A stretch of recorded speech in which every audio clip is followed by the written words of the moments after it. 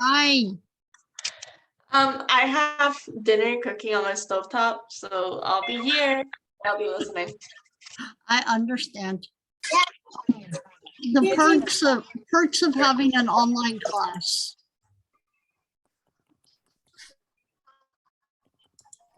Hold on one second.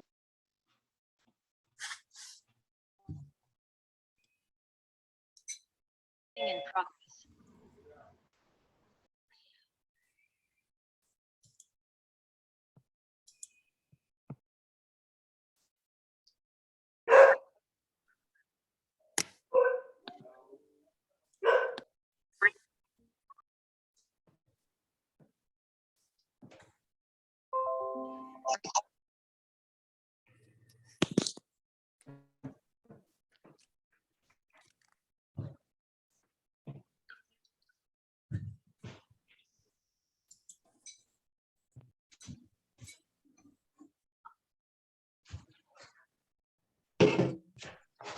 I wanted to address something first. So if you noticed, we hadn't finished chapter 1 before the chapter 1 quiz was due. And when that happens, one thing that I'm going to do when that kind of thing happens is I'm going to extend it out. I'm going to extend out the deadlines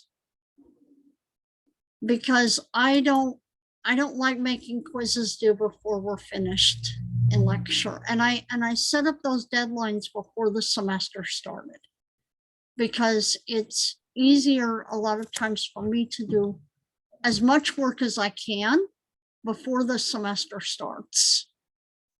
And so I set up those deadlines, but they can be changed and they can be shifted around.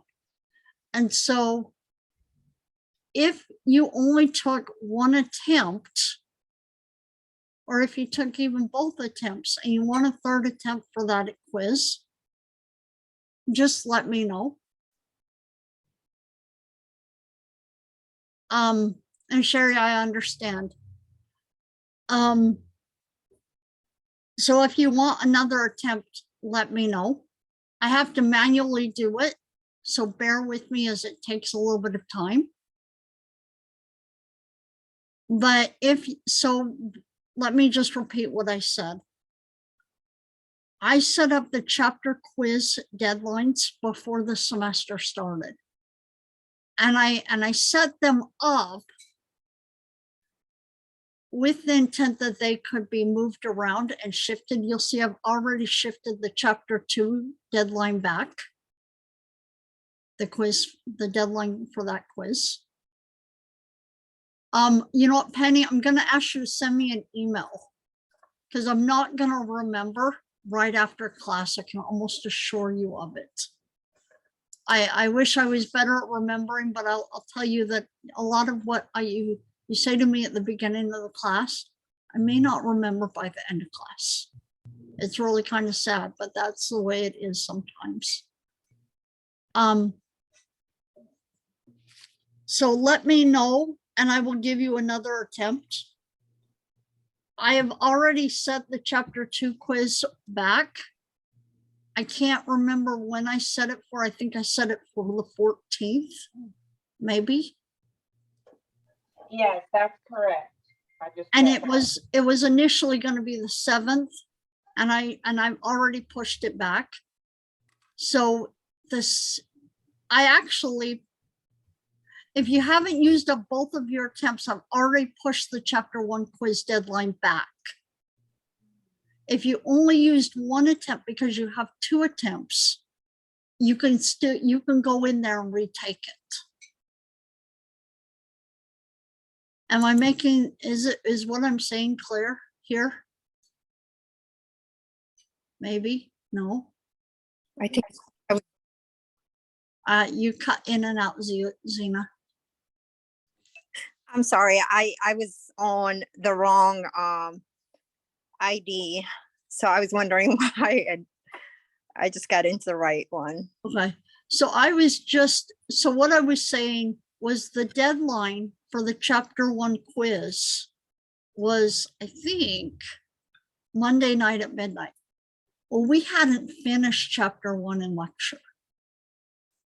And someone brought it up with me after class. And I realized that almost all of the deadlines are set like that, where they're going to happen before we're done in lecture. And I don't want you to have to worry about taking a quiz before we're done with it in lecture. And so what I'm saying is, if you want to take another attempt at that quiz, or you haven't done it and you still want to do it, it's open for you until next Monday at midnight. And the chapter 2 quiz is open until the 14th, and I may push that one back also. Is this clear what I'm saying? I have 2 attempts and I'm pushing that deadline back. Yes, thank you. All right. And if you already, actually, you know what, I can't. Just let me know if you've already used both of your attempts. Just tell me to add another attempt. If you know that you only did it one time, go in there and do it a second time. Will our exam be open book? Yes, because they're always open book.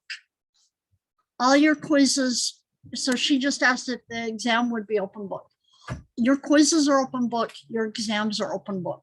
You can use whatever's at your disposal, because I'm not monitoring you. However, they are timed. If you notice that with that taking that quiz, they are timed. And so it's a good idea to study before you go into it, but I'm not going to try to enforce that you don't use books when I'm not watching you take it. Other questions? Yes. How long do we have for the exam? It varies. I'm sorry, what was that? It varies. Okay. It varies depending on what kind of questions I put on it. So you saw in your, if you've taken the quiz, you saw that you had some that required more than one answer. You had Yes. some that required a single answer. Mm-hmm. What I do is I give you approximately 80 seconds per answer. And so if it is, I count up how many, actually, just let me show you really quick. You'll see what I do here. Bear with me just for a second. I'll share my screen. Rather than try to explain this. Connect.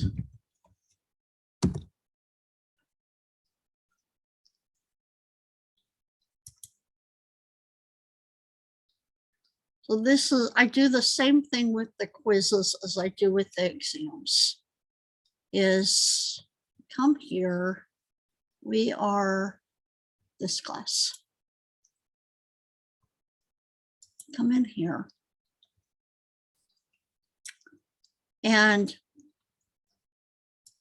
for the chapter 1 quiz, and it can vary depending on the quiz and how many questions I can find that I like. If I don't find a lot of questions, they're always from the pool of questions that McGraw-Hill provides for me. And then I select what questions I think it could ask you and what questions I think are okay. And then I give it a pool. So I select not 52 questions is the pool that I gave it for the chapter 1 quiz. And I tell it to give you, bear with me here just for a second.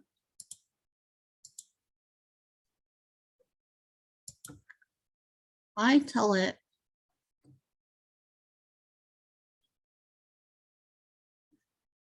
I tell it, of the 42 questions that were only single answer questions, give you 25. So it's going to randomly select of those 42. Of the questions that required more than one answer, I asked it to give you 5. So it randomly selects 5 of them. For every one of these, I give you approximately 80 seconds. For every one of these, I give you about about 6 or 7 minutes.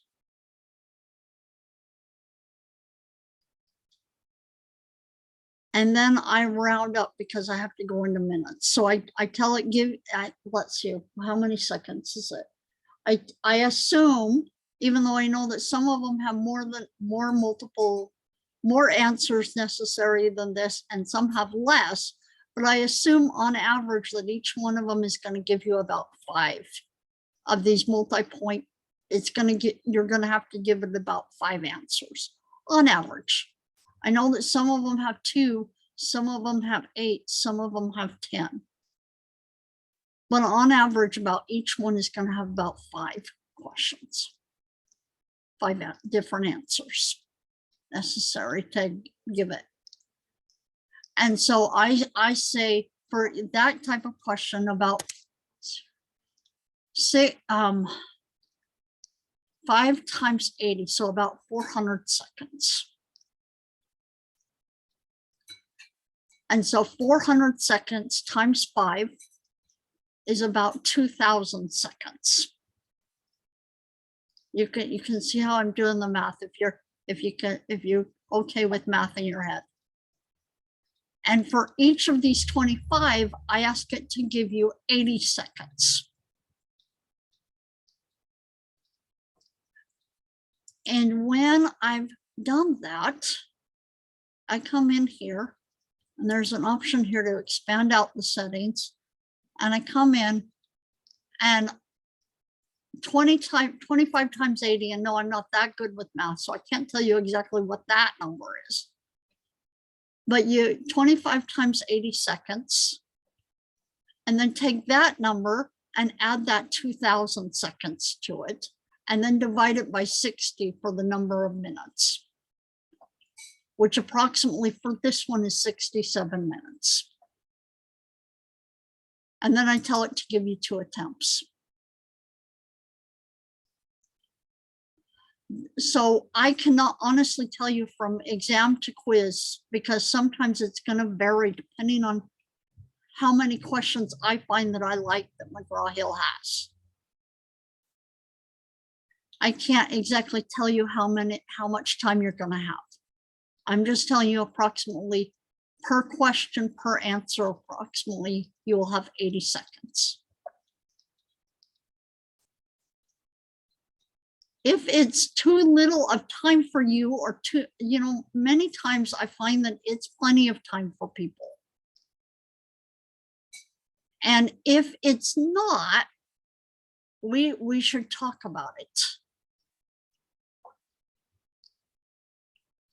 But I've often found that even if I time it, something I learned last semester, that even if I time it, people get nervous. And just because it's timed and you have 67 minutes, they'll spend 20 minutes on it. And then they'll complain about the fact that it's timed and they'll finish it in 20 minutes. Which is really quite funny if you think about it. And I had a discussion with the student early last semester about that. Was that she was like, I just can't believe it's timed. I'm like, it took you 20 minutes to finish it. You had 45. And then she realized that sounded a little strange. So, but I want you, look at it, because some people are different, but I think it's a good amount of time. I don't want you to be able to have time to look up every answer. I want you to study before you go into it. But if you really don't feel like it's enough time for you, I want the feedback.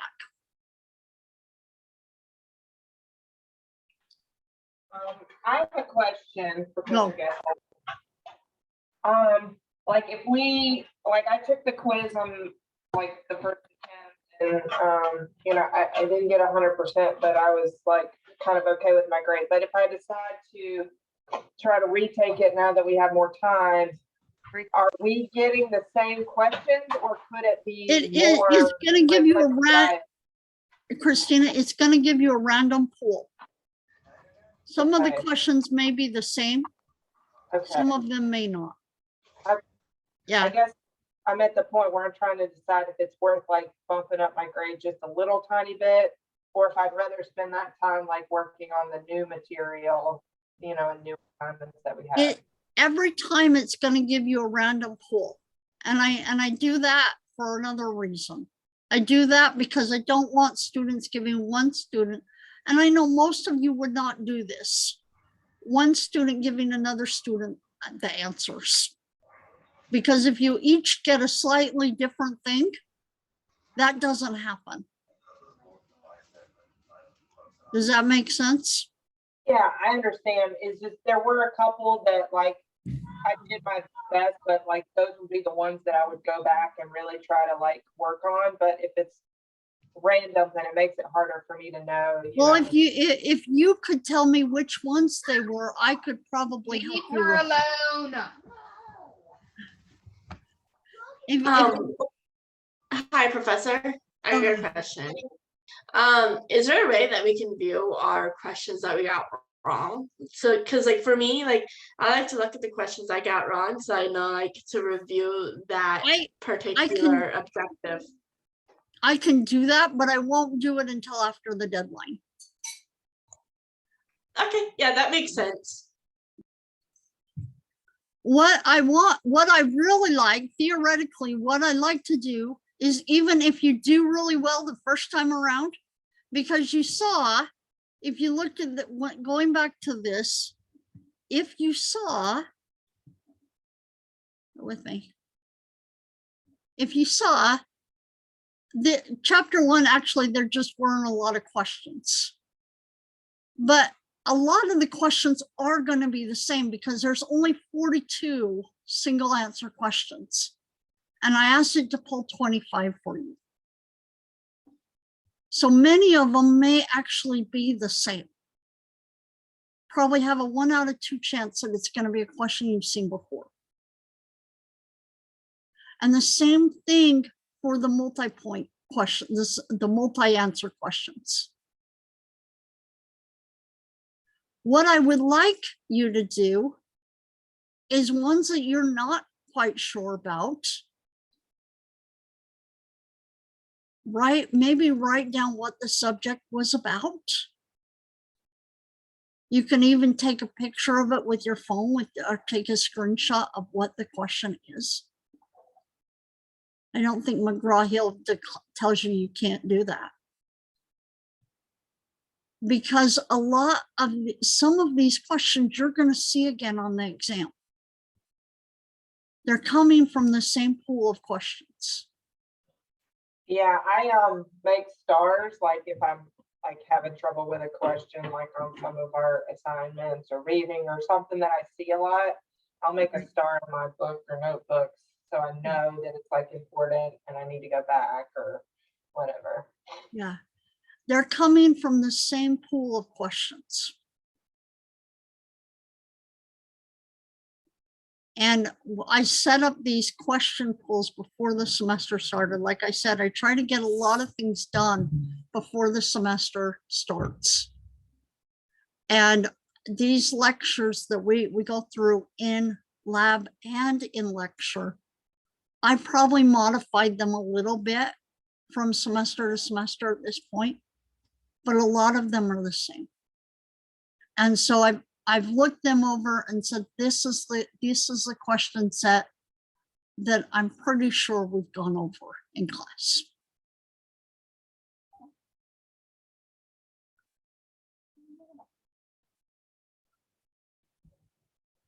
Let me know, I want your feedback, but I want you to do it first. And then I want you to tell me after you've taken it, what your feedback was.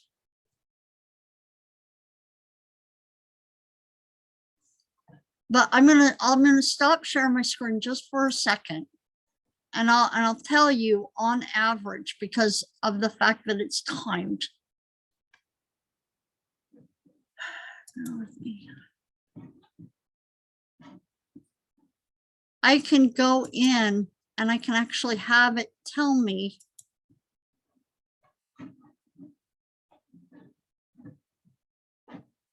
how much time one student spent on it.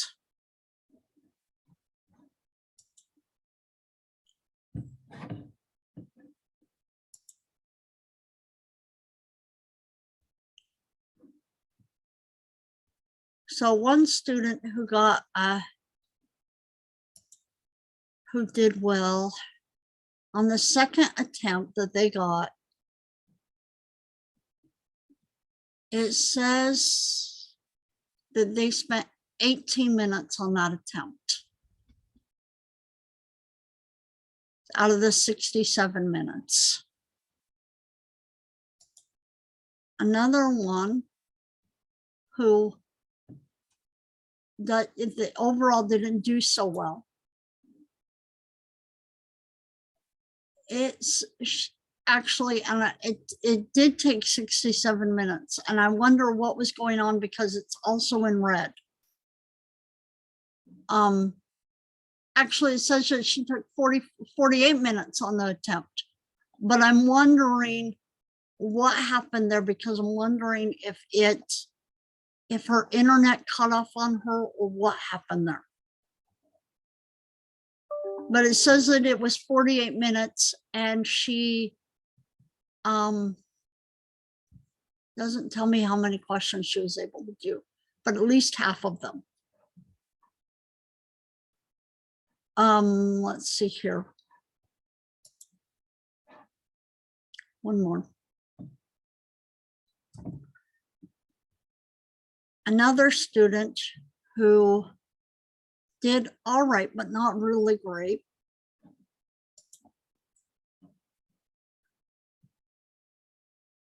Spent 35 minutes on it. And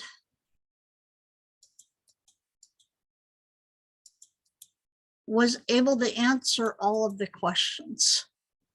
That's why I don't think that the time level is inappropriate.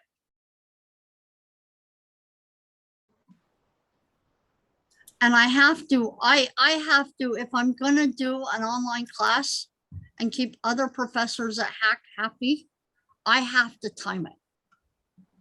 I have to put some time limitation on it. And I'm learning more and more what's appropriate and what's not. But what I'd like you to do is to take it, realize what you're not sure about, and go in and relook again. So use it as a study tool. I have a Question? question. Go. When it does the countdown for the time, is that for both attempts or just one? Because I feel like there was always a lot more time than what you're saying. It's every attempt should give you 67 seconds for that one, for that quiz. Like when I went in it, it has like a timer that counts down. Right. But I just feel like it was a lot more time. Like when I did a lab last night. But it's going to be different for the lab quest. Okay. Because there's the number of questions is different. Okay. It just seemed like a lot more time than what was like the 80 seconds per question. So that's why I was like, Bear with me just for a second. And so the chapter 1 quiz,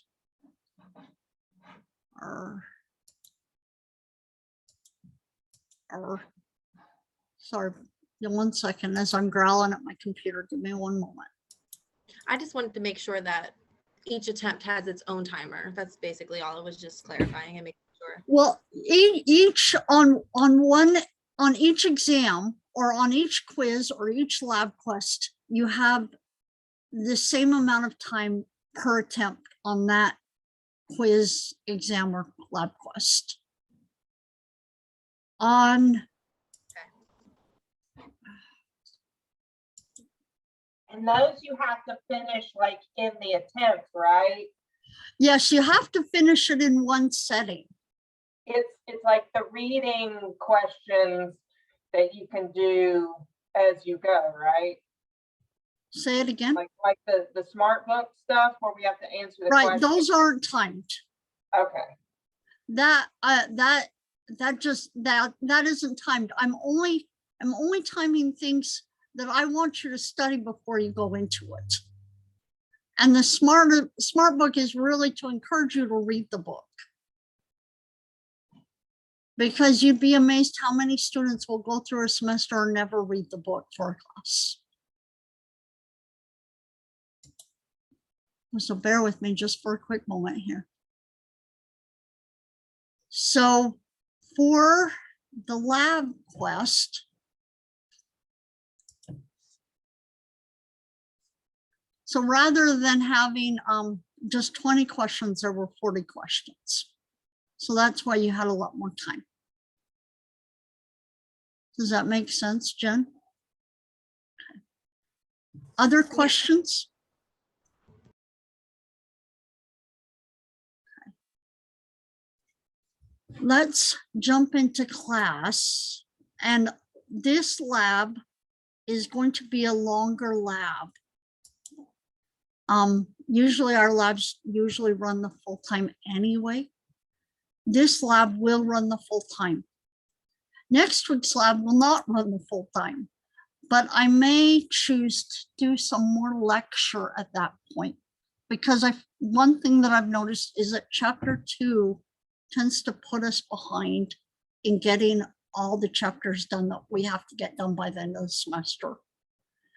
And depending on what occurs next week, I'm not going to try to cut off lab to go into to talk about lecture.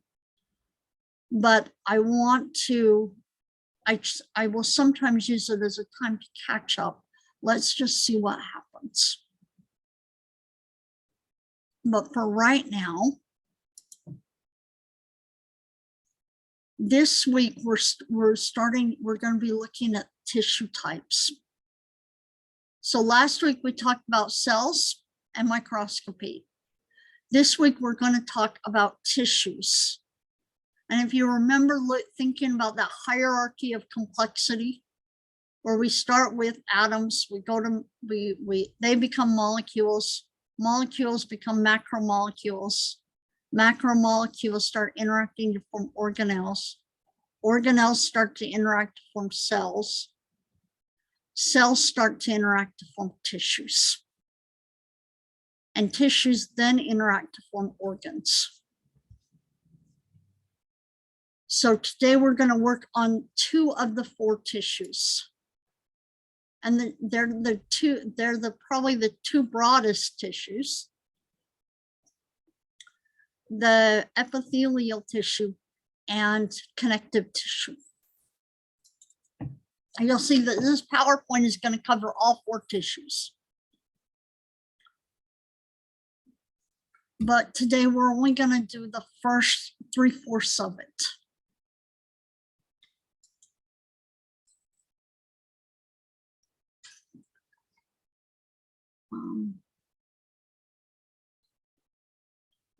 Just for a second here. Okay. So parts A and B. The first part A is over the epithelial tissue. Part B is over the connective tissue. So 4 tissue types: epithelial tissue, which includes the glands of the body and the body membranes. Then connective tissue, muscle tissue, and nervous tissue.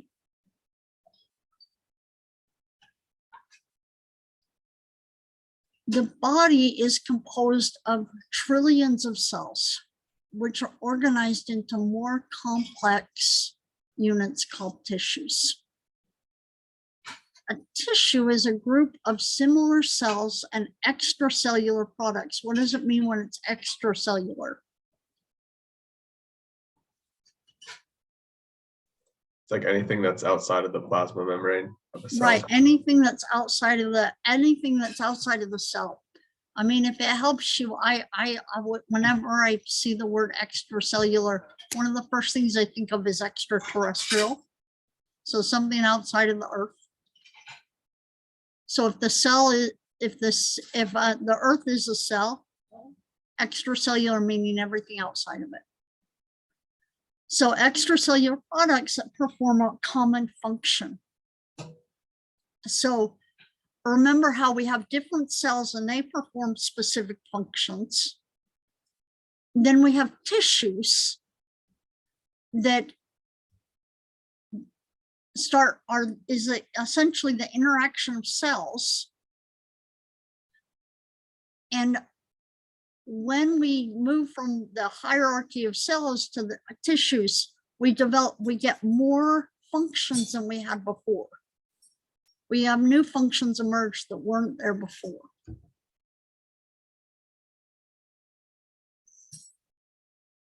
So 4 types of tissue. Tissues can vary in structure, function, and the content of their extracellular matrix. The matrix is a substance that's produced by cells of a specific tissue and can contain protein, salts, water, and dissolved macromolecules. And like David, do you like to be called David or Max? I go by Max. Okay, I'll quit trying to call you David. We'll call you Max. Thank you. I may go back and forth a little bit, but I'll try. Because That's okay, that's I the name I appreciate it. see first. So Yeah. bear with me. I will. So like Max said, the extracellular matrix is located outside of the cells. I learned a really long time ago how important extracellular matrix was to cells. It has a lot to do with regulating their function and helping cells to maintain their function.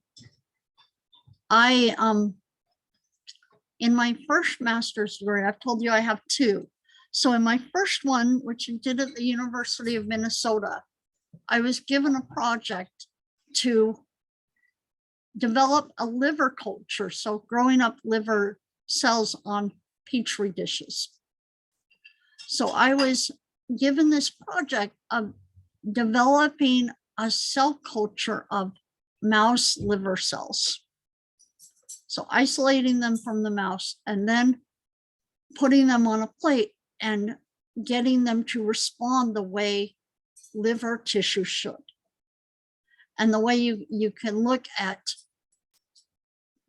how, the way you can determine that they're acting the way liver should is, are they expressing the same genes at the same levels as they would in the intact organ within the mouse.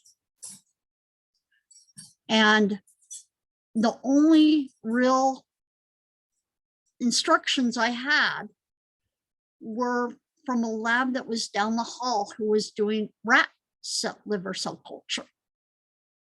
And within a very short time, I figured out that my mouse cells were not acting like the rat liver cells.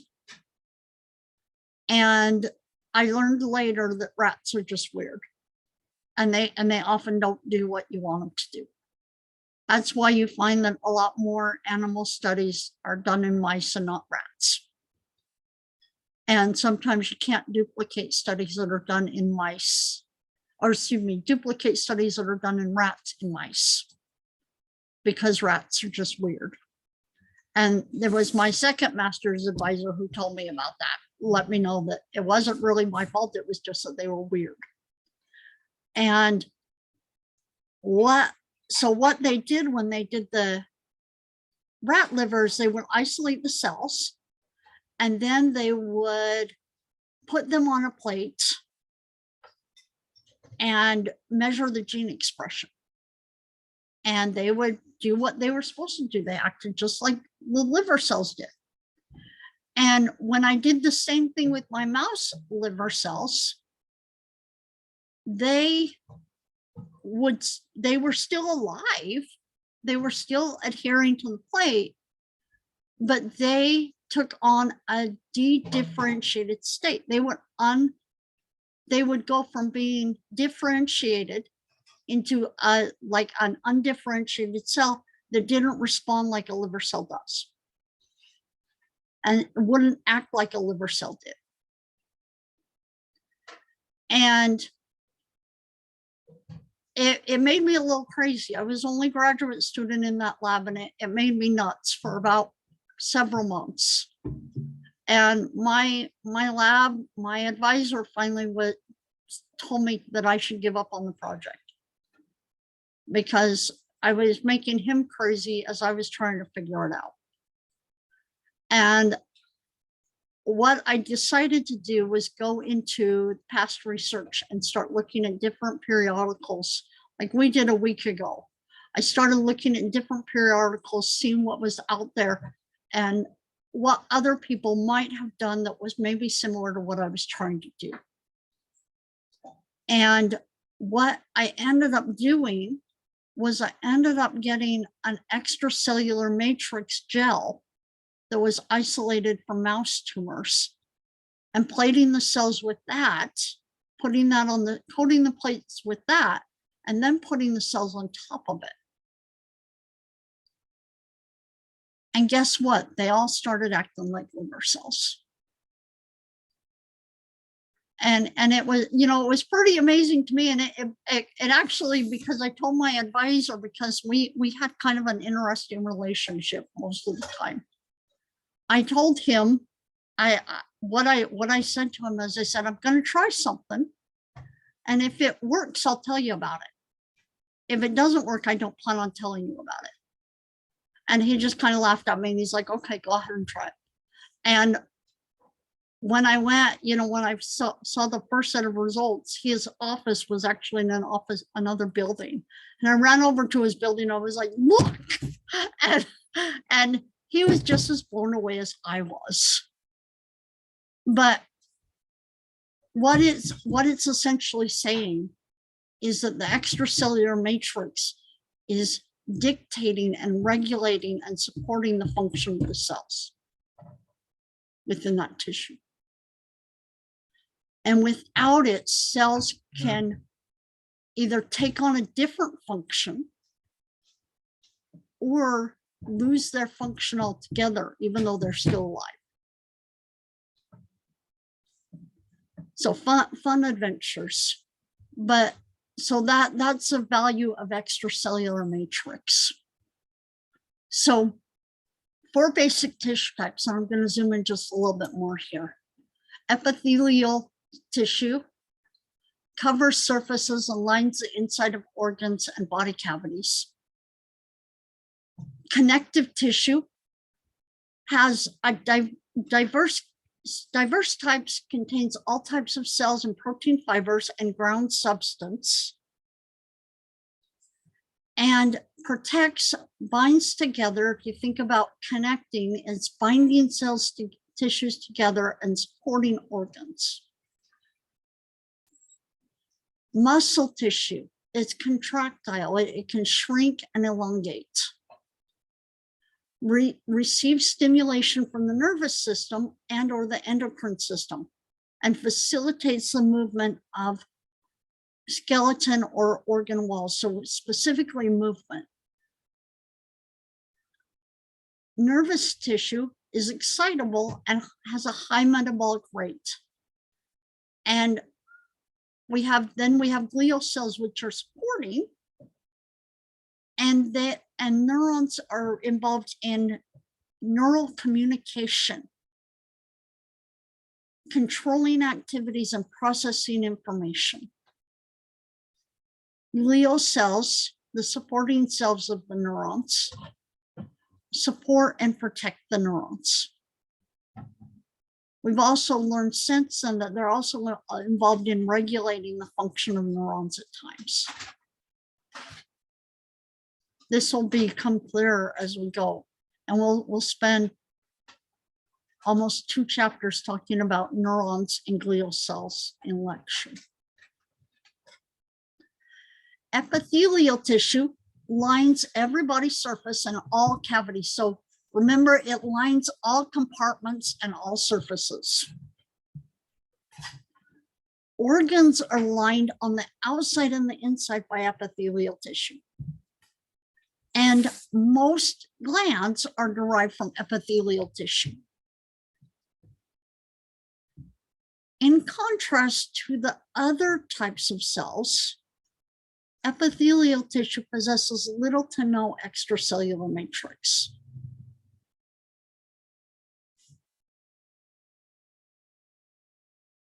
So all epithelia share a few different characteristics.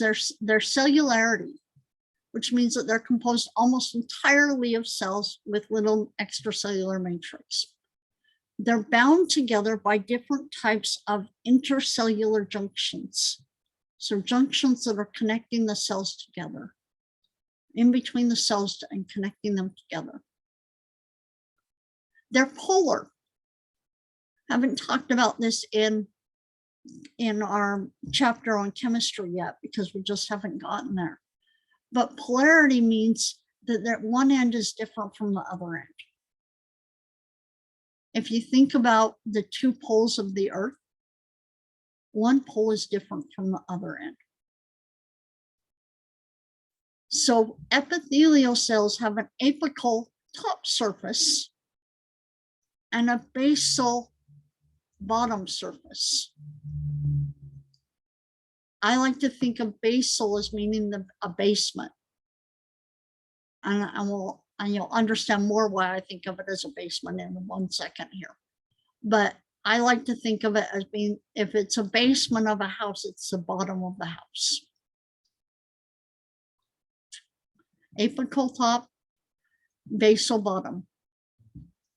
And the basal bottom surface is where these cells are going to attach to underlying cells.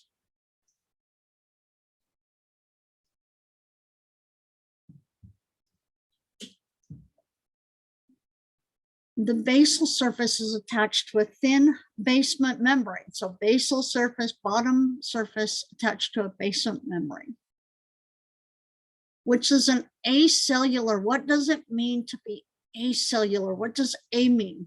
If you see A in front of a word, what does that mean?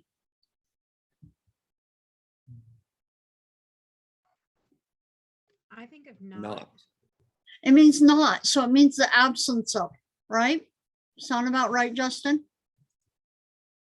So acellular, meaning it is a substance that does not contain cells.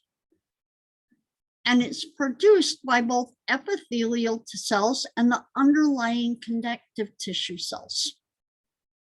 So it's essentially a type of a layer similar maybe to an extracellular matrix. It is an extracellular matrix produced by both the epithelial and connective tissues that underlie the epithelial tissue.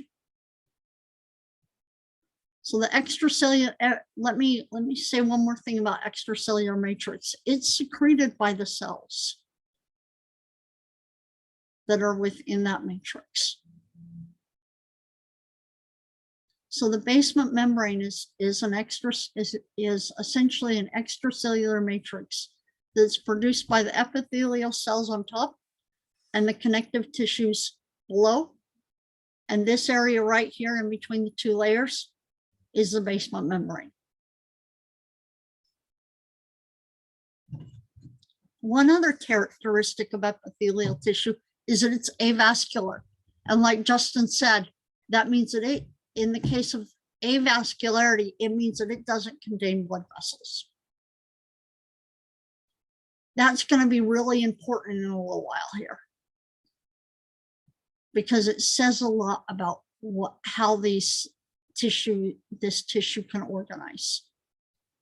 Because why do we have to have blood vessels most of the time?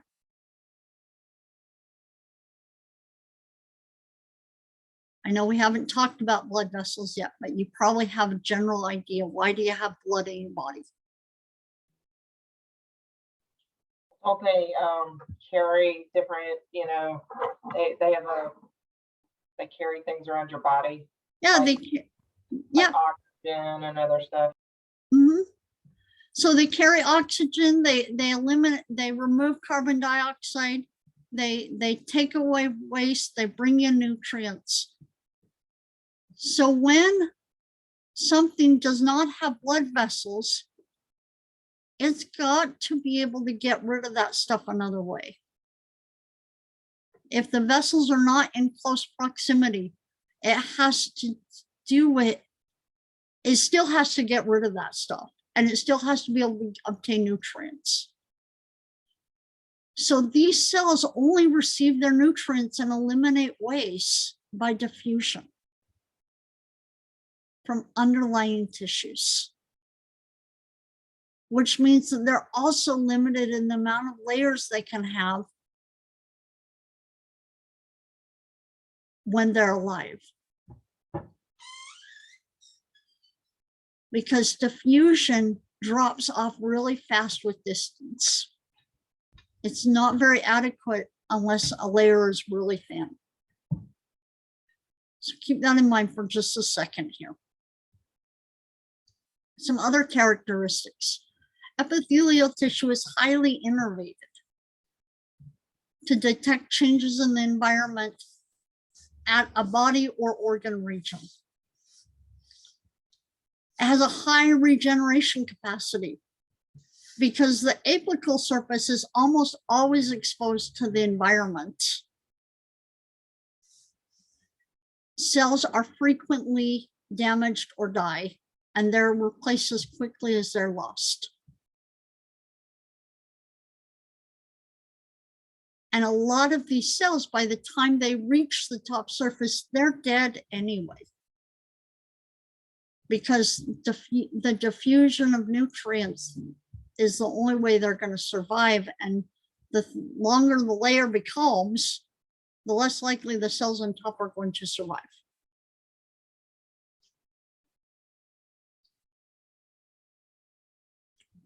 Are you going to take my teaching assistant? Not yet? Okay. So polarity and intercellular junctions. So remember that the one thing that makes epithelial tissue different from other types of tissue is that it's polar. We have an apical surface, a top surface, and then we have a basal surface, which is attached to the basement membrane. And then we have the connective tissue. And the connective tissue is where the vessels are, the blood vessels.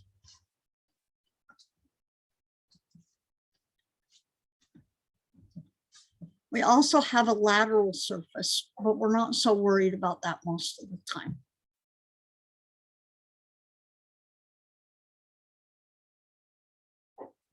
What are the functions of epithelial tissue? It's a physical protection.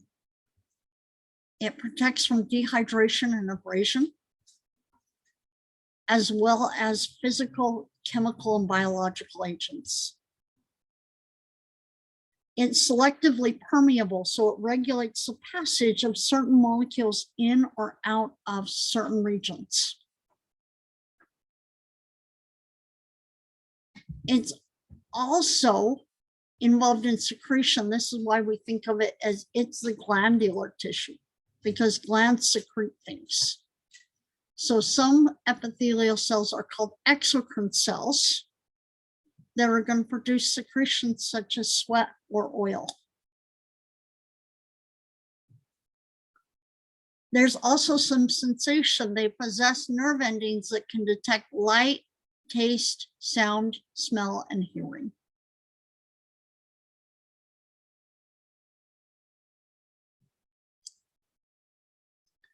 We talked about this basement membrane a little bit before. It's this highly specialized structure of epithelium. And it's found between the epithelium and the underlying connective tissue. Remember, it's essentially, it's the specialized extracellular matrix that's being secreted by both of these types of cells. It provides a physical support and anchors the epithelial tissue. It acts as a barrier to regulate the passage of large molecules between the epithelium and the underlying connective tissue.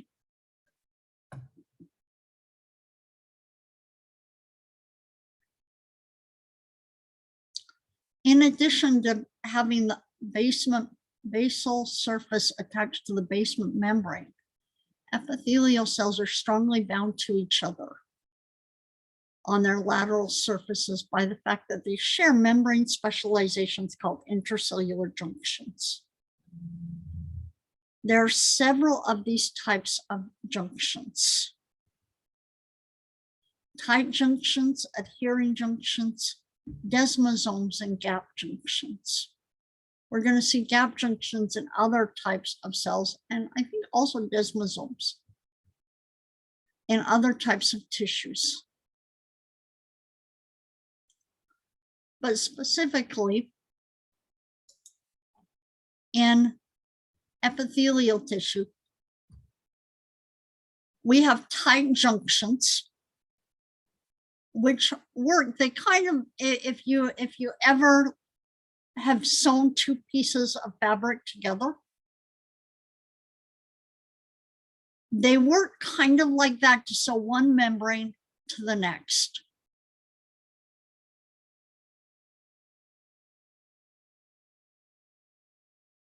And the reason they are there is they're tight. They're tight, and they keep things from moving in between the cells and force things to move through the cells. Because they keep this area so tight, nothing can go through in between the cells. It has to go through the cell. So that's their main job, is to keep this area continuous and not allow things in between the cells.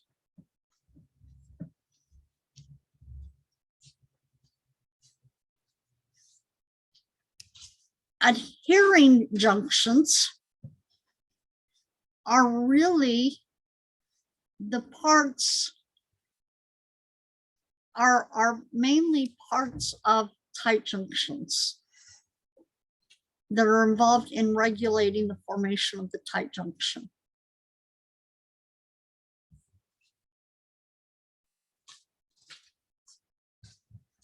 Let's see here.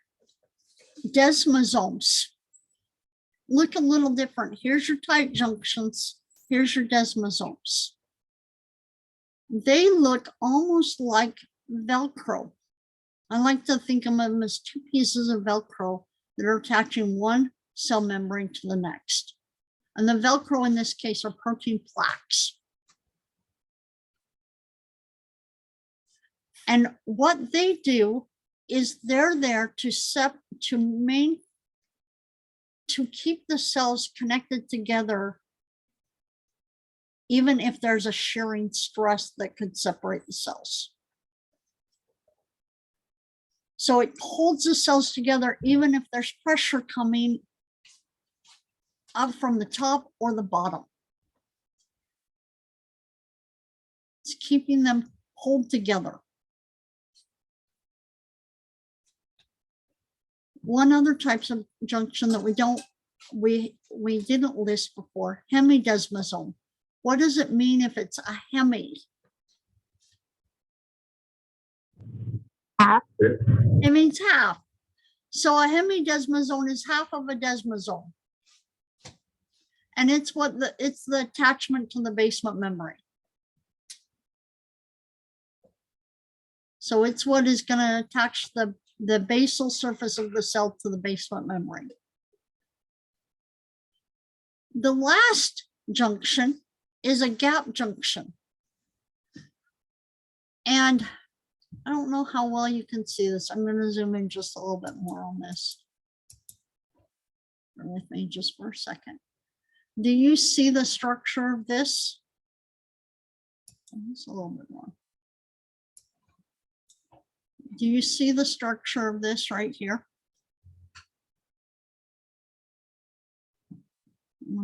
Let's see if I can go in just a little bit more. All right, come on.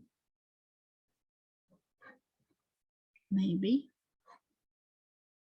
Do you see it here? What does it look like?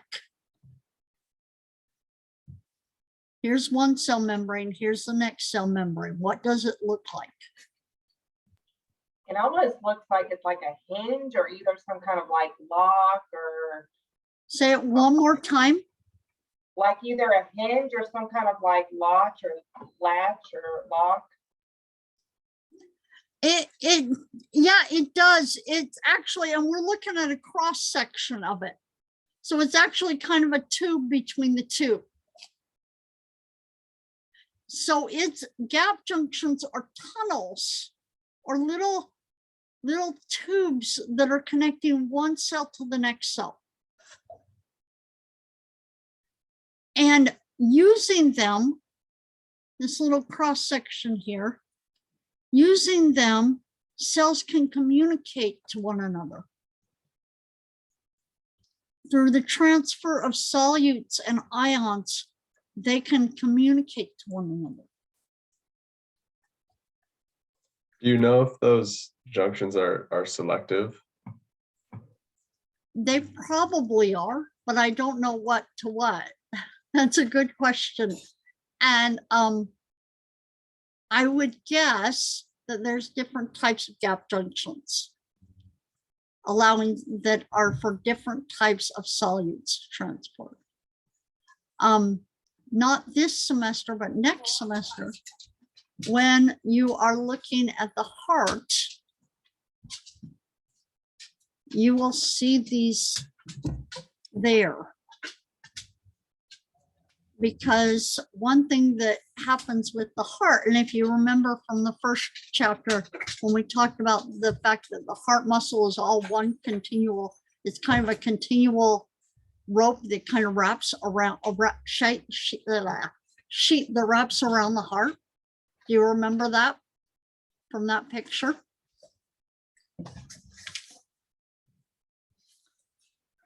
So what that sheet is made up of hundreds and thousands of individual cells. And that sheet that was wrapped around the heart is all going to contract at one time and relax at one time. How are all of those cells going to contract at one time and relax at one time? They have to be connected and they have to communicate with one another. And they do that via gap junctions. Smooth muscle, if I remember right, does it the same way.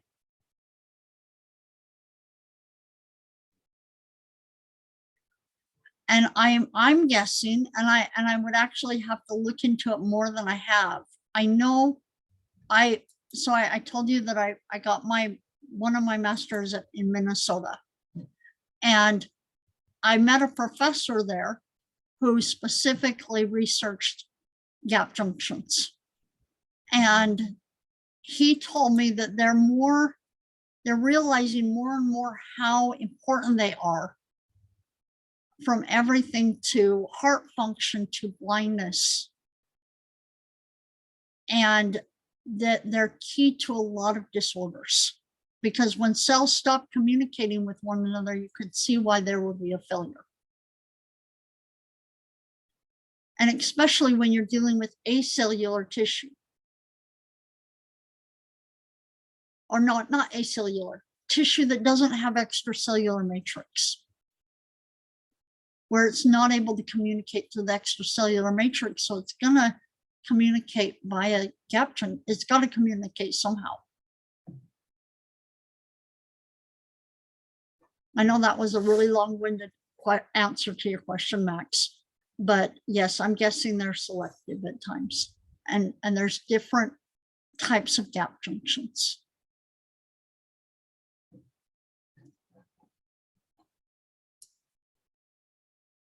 So tight junctions encircle cells near their apical surface, and they prevent molecules from traveling between the epithelial cells, therefore forcing molecules to pass through the cells rather than in between.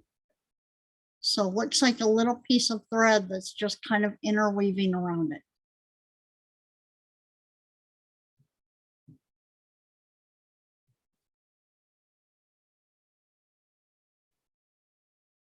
Desmosomes are like a button or a snap or Velcro. They appear at locations where there's mechanical stress between the cells.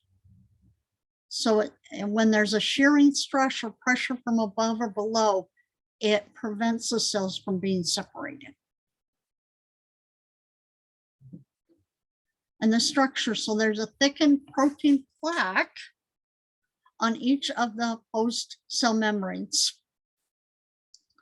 with a fine network of proteins that span the intercellular meaning in between the cells, between the plaques.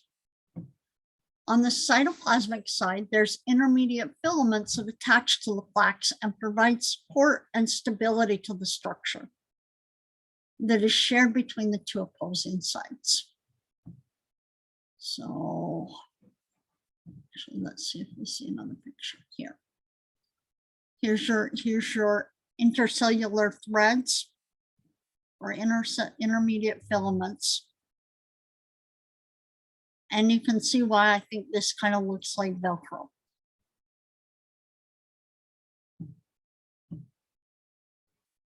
You guys remember what type of microscopy picture this would be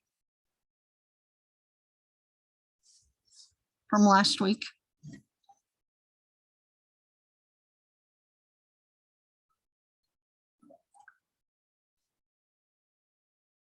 What type of microscopy did you think they used to get that kind of picture? Say it again. I was gonna say fluorescent, but I think that's wrong. So I didn't Say it one more time. I'm I sorry, thought it was- Samantha. Oh, I was gonna say fluorescent, but I think I'm pretty sure I'm wrong. So I wasn't gonna say it actually. No, yeah, not quite. What were the three types that we talked about?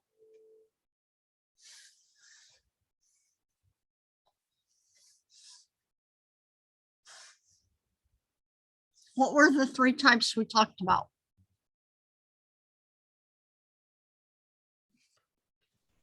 Is it the compound, transition, and scanning? Transmission and scanning, yes. And for something that's that small, you remember what it looked like when they were looking at the cells, the individual cells. And a gap junction would be one tiny part of the cell membrane attached to the next cell membrane. Would they use compound microscopy or electron microscopy to look at something like that?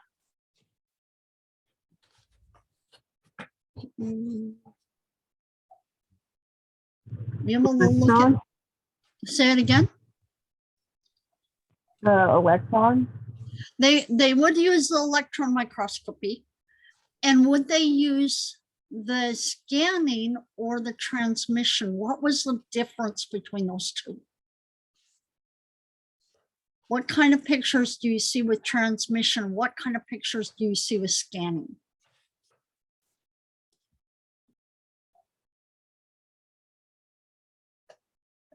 The scanning is three-dimensional. The scanning is three-dimensional. So is this, Marissa, is this three-dimensional? No, Yep. So what is it? the transmission. Yep, it's a transmission electron microscopy. One thing that you see here, and you probably don't realize it, but that's incredible resolution. to be able to get it that good. And you almost always, I'm trying to think if I've ever seen an image on a transmission electron microscope that wasn't gray and white and black.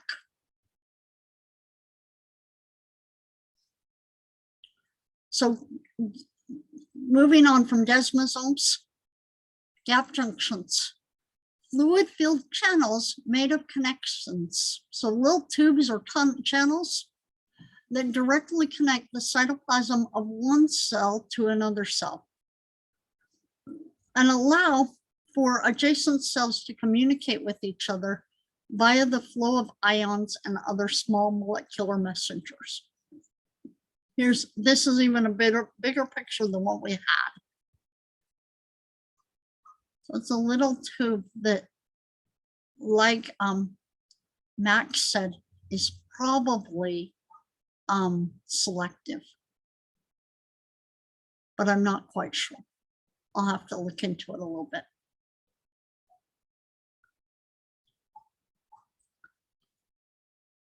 So different epithelial tissue can be classified based on two different major criteria: the number of layers of cells and the shape of those cells.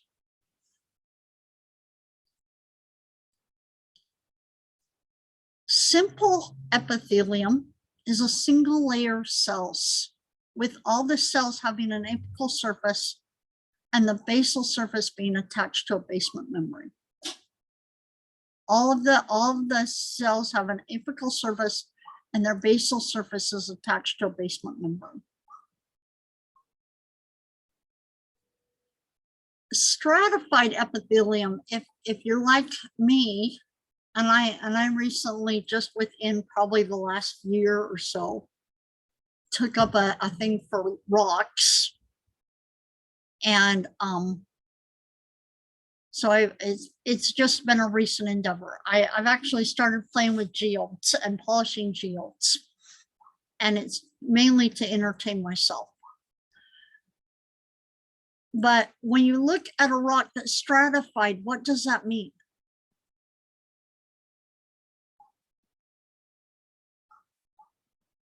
What does it mean when someone says this rock is stratified? It has multiple layers. It has multiple layers. So stratified epithelium is 2 or more layers. Not all cells have an apical surface that's exposed to that outer environment, nor do all the cells attach to a basement membrane.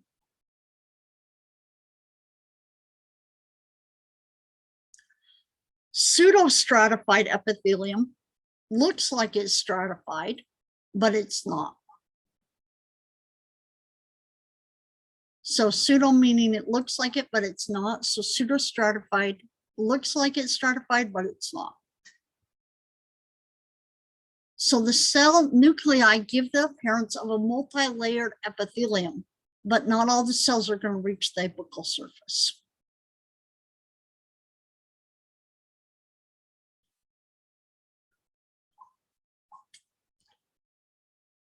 Down just a little bit. So simple epithelium, 1 layer. I like to think of stratified as being more complex, and if you want to keep it simple, it's 1 layer. So simple epithelium, 1 layer, the apical surface and a basal surface, and all of the cells are attached to the basement membrane, and all of the cells have an apical surface.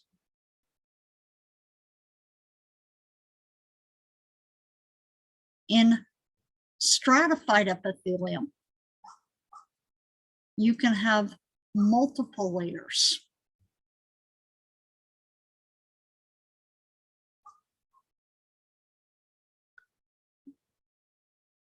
Most stratified epithelium, unless it's this type of epithelium where the top cells are flattened, are not going to be this many layers. And I'll explain why that's the case in 1 second if you don't figure it out before then. So the other way, so they're classified based on how many layers. The other way that they're classified is based on their cell shape. Squamous cells are flat, wide, and somewhat irregular in shape. I like to think of squamous as being squished flat. So they're always flat cells. I don't know if I've ever thought they were really wide, but I just know that they're always flat. And cuboidal cells are about the same size on all sides. So guess what? They look cuboidal in shape. And the nucleus is usually centrally located. Columnar epithelium are taller than they are wide. The nucleus is oval and it's located in the basal region of the cell. They look like, they're shaped like columns. So they're columnar cells.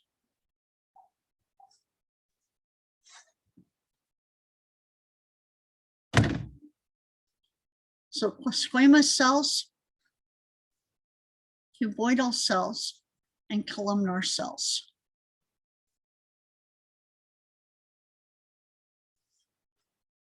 So we have simple squamous, which is one layer of flattened cells. Let me zoom in just a little bit more.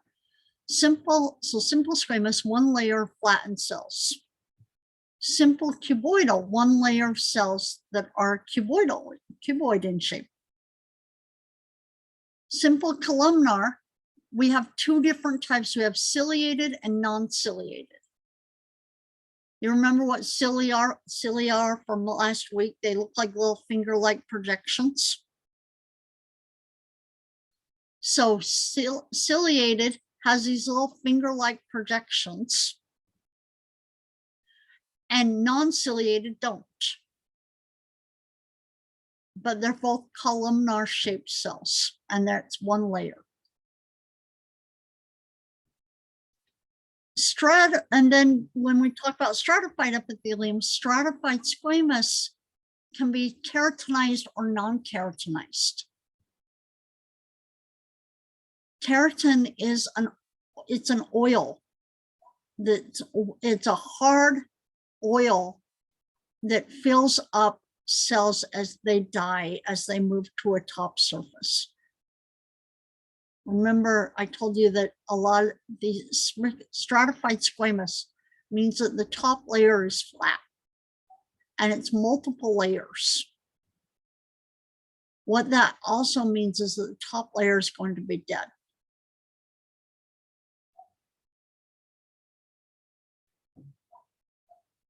And this is your skin. Major example of this is your skin. Because that oil prevents dehydration of your skin.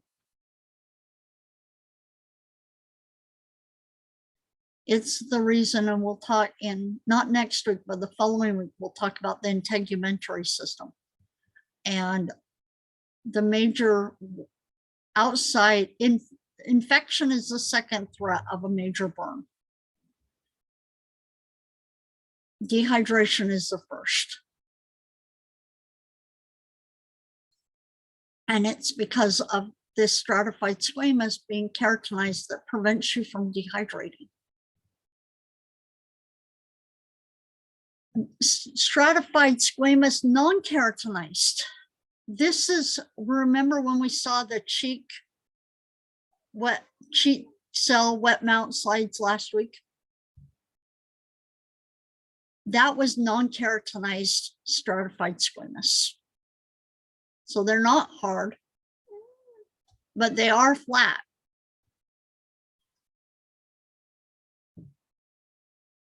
Stratified cuboidal, 2 or more layers. Put right here as a note here, 2 or more layers. There's rarely more than, I don't know if I've ever seen more than 3 layers. I'm pretty sure I've never seen more than 3 layers. So write down that it has to be 3 layers or less. This is important because it'll help you be able to classify them based on the way they look. If you remember that if it's stratified squamous, it's not going to be more than 3 layers. If it's stratified to columnar, it's not going to be more than 2. Why do you think that's the case? From what I said earlier about epithelial tissue being avascular, where does it get its nutrients?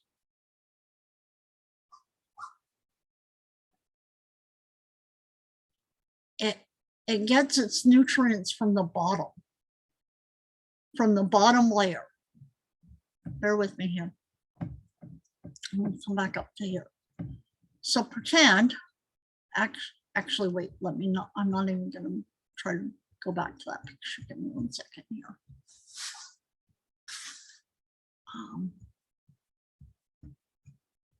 Sorry, I'm changing my mind with how I want to explain this. So be patient with me. I'm sure I know where I'm at.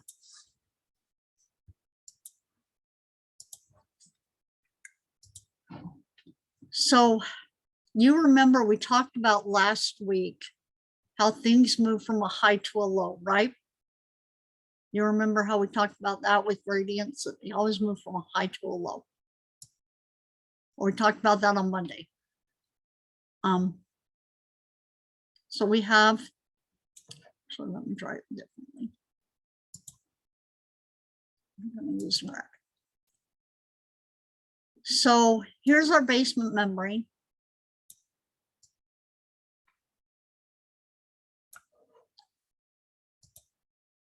Here's our vessels. We'll make them pink. Our blood vessels.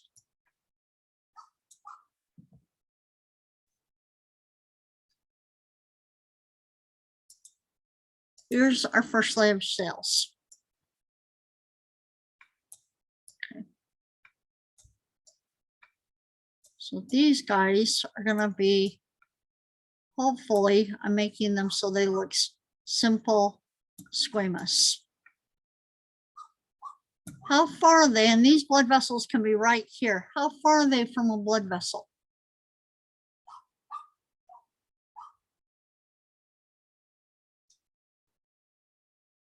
Not very far, right? When you think of diffusion, I'm gonna give it a grody example of this. Why do they encourage the people social distance right now?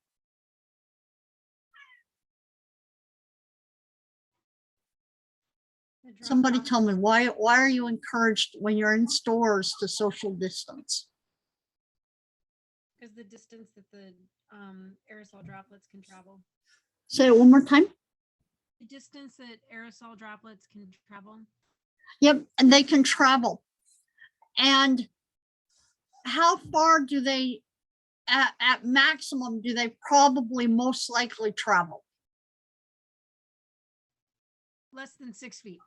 Less than 6 feet. So if you're really close to somebody, you're probably more, if they're going to sneeze, chances are you're going to get sneezed on, right? But if you're 6 months away, sorry, not 6 months away, 6 feet away, the chances of them being able to sneeze on you is a lot less likely, or you may get one little droplet on you, but you're not going to get 100 of them, right? Because it drops off with distance. So this diffusion is the same way it's going to drop off with distance. These cells are avascular, meaning their only way of getting nutrients and eliminating waste is via the blood vessels that are in the underlying connective tissue down here. And the further they get away from a vessel,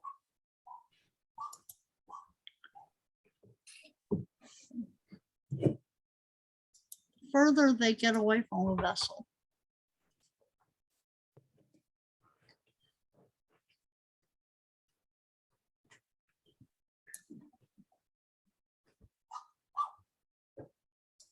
further, bear with me. The further they get away from a vessel. These cells, because it's still one layer, they're okay. They can still get nutrients and eliminate waste. However, this layer is they're gonna be all right. They can still get, it drops off very fast. It's not so much as aerosol droplets moving in the air, it's aerosol droplets moving in water.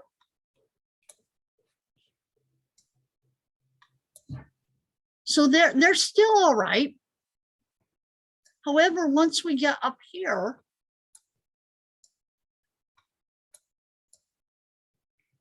these cells are barely hanging on.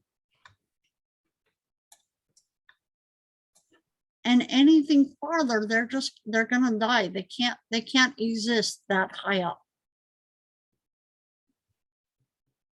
because of their ability to get nutrients and eliminate waste. These are cuboidal. Columnar would be like this. And yeah, I'm sorry, be patient with my kindergarten writing here. Are like this. They're not going to survive the further they get away from the vessels.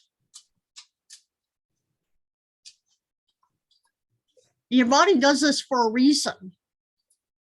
If you think about it, why do you have non-keratinized epithelium in your mouth?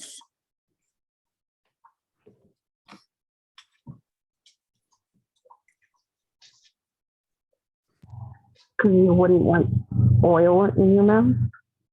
You wouldn't want, say it one more time? You wouldn't want the oil from the keratin in your mouth. Well, probably not. That might be kind of yucky.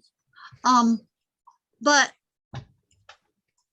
I will tell you about something I did when I was really little. My mother probably doesn't even know it, so it's a good thing she's wearing headphones right now.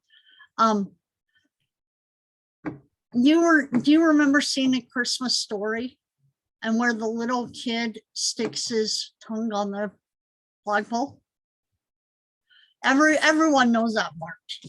Okay. Is that the movie where the guy can say you're gonna shoot your eye out? Yes, that's that movie. My dad looks like that little kid. Oh, really? Yeah. So like he that little kid with the blonde eye and the glasses, that was my dad basically. Oh, that's funny. I decided when obviously I wasn't old enough or mature enough to recognize not to do this, but I stuck my tongue on a pole. I was all by myself. I know it was pretty, I had to pull it off. And can you imagine if that was just 1 or 2 layers and you have to pull it off? What's going to happen? You're probably going to hemorrhage. That's why you like to have multiple layers. If you've ever choked on a Dorito or chip, you know that's not comfortable. And all of that going down your throat is non-keratinized stratified squamous epithelium because the top layer is flat. There's lots of these layers down here that are in the bottom, like are cuboidal, and they're alive and they're dividing. Talk about this when we talk about skin and so forth, but they're alive and they're dividing. But the further we go up, they become flat. And they're dead. And they're designed that way because it's protective.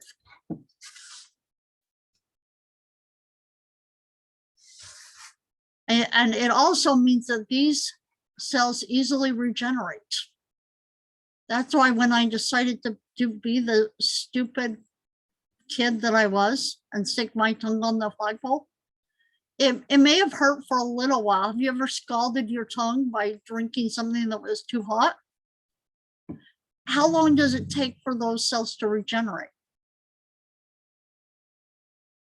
Not very long.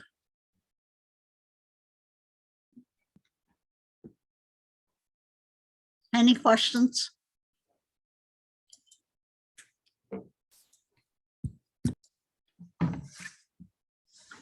And see, my mom still can't harass me about doing that because she can't hear because she's wearing headphones in another room.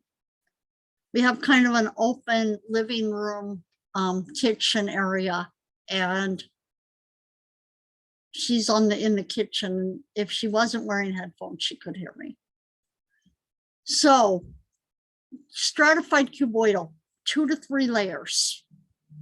Stratified columnar, not more than 2. Pseudostratified columnar looks like it could be 2 to 3 layers. If it looks like it's 3 layers, it's got to be pseudostratified. If the top layers look like they're columns and it could potentially be 3 layers, it's pseudostratified. Transitional are these multiple layers of polyhedral cells that flatten out when they're distended. And so usually when you're seeing these cells, you're looking at like 10 layers of cells that look like they could be stratified cuboidal. But since we know that stratified cuboidal can't be more than 2 or 3 layers, we know it has to be transitional.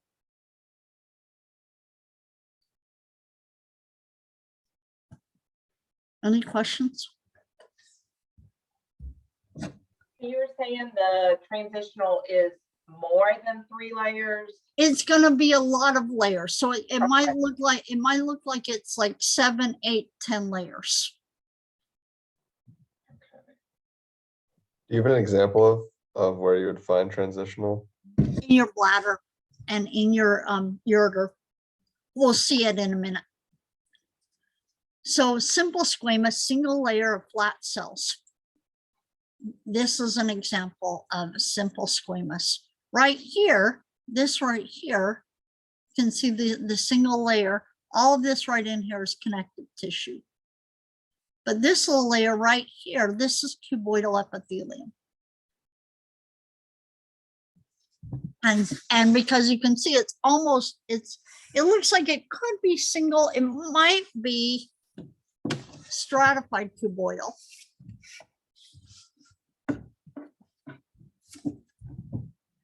But it looks overall like it's probably simple because you see one layer there. Therefore, it's simple cuboidal.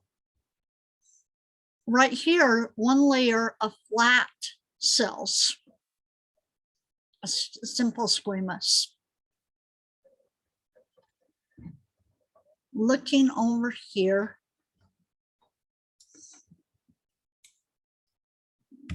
simple cuboidal down here, simple squamous up here.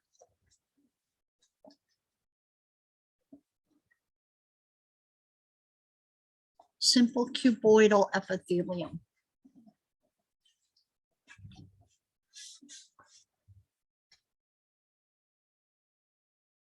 And the kidney tubules, because these tend to be in where there's a lot of absorption. Simple columnar and simple cuboidal tend to be where there's a lot of absorption going on.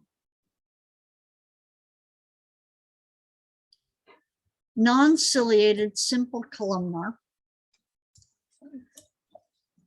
is a single layer of cells that are taller than they're wide, and there's no cilia present. Can you see the difference between these right here, and these right here?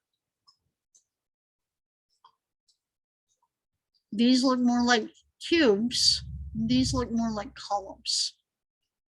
Even though you can't see exact distinctions between the cells, you can see that they tend to be longer cells, and all of their nuclei are at the aligning the basal surface.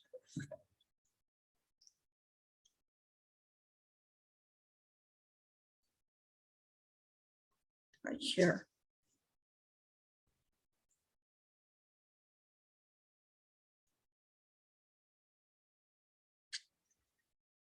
Ciliated, has little cilia on top of it.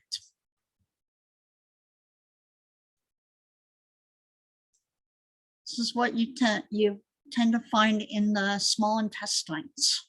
It's got a major absorption to it. Increases the surface area.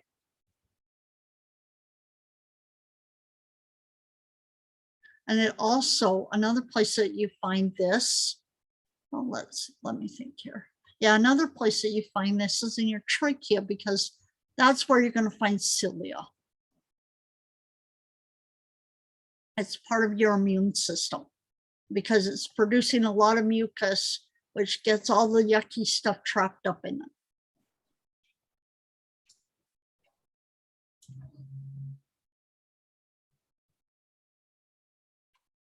So non-keratinized stratified squamous. So this is the inside of your mouth. And if you look, here's your layers.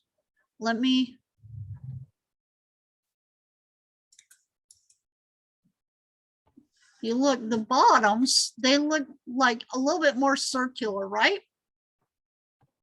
Maybe a little bit like columns, but overall more circular. And there's lots and lots and lots of layers. The way you can classify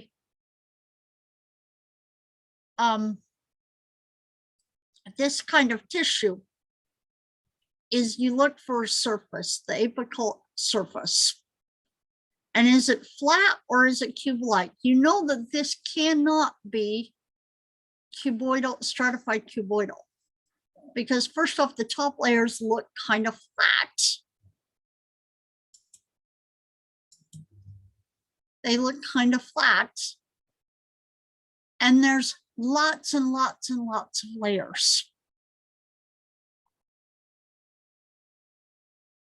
So this is what you'd find in your mouth. And in the beginning, in the upper 2/3 of your esophagus.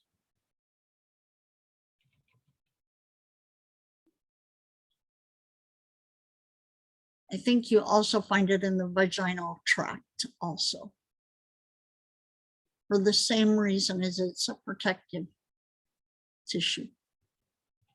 In which tract? In the vagina. Okay, thank you.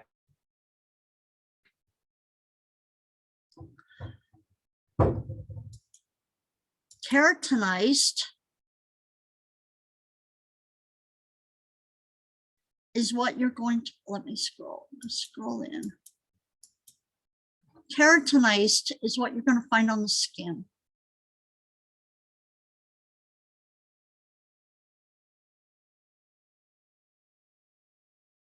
The apical cells are squamous, and you know what? And I think I'm wrong about the vagina. I think it's keratinized.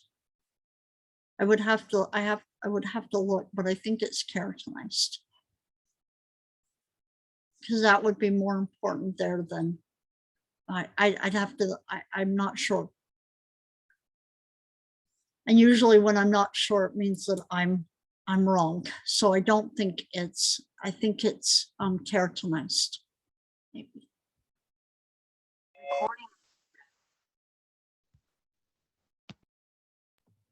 It said on that previous slide that the vagina was an example that is Of non-keratinized. non-keratinized. Where did you see it? Right there where you're in the top right. Ah, all right, Yeah. all right. Don't mind me. I'm, oh geez, really, Mary? Okay.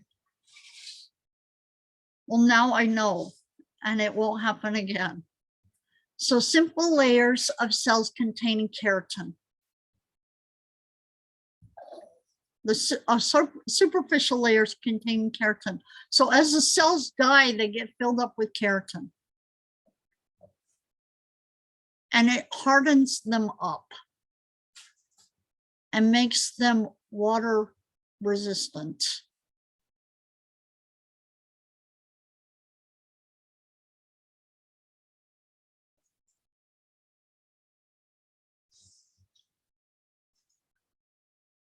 Stratified cuboidal, multiple layers, but usually only 2 or 3. Here you find 2.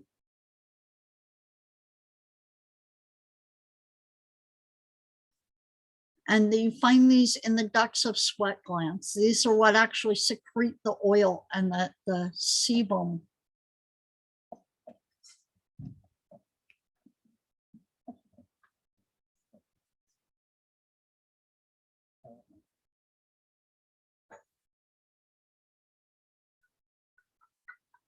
Stratified columnar.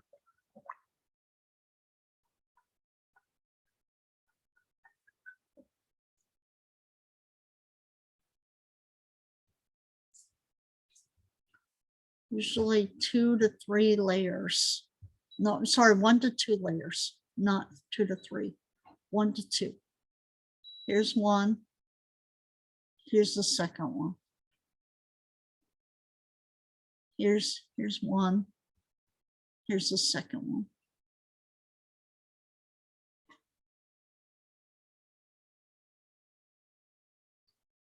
Here's one. Here's the second one. And this tissue under here is connected. Because remember, the epithelial tissue lines surfaces. Pseudostratified columnar.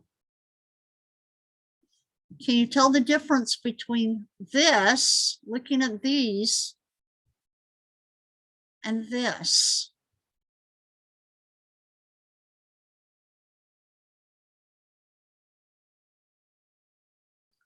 It has like little pockets. Does that mean anything, like the white pockets?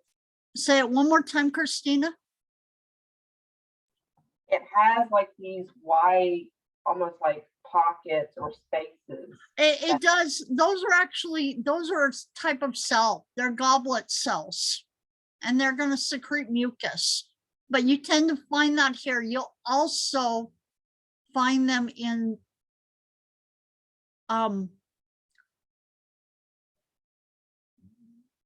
you'll also find anywhere where it needs to be protected. You'll find them in the stomach, because the stomach is so acidic that to protect the tissues of the stomachs, you have goblet cells that produce mucus.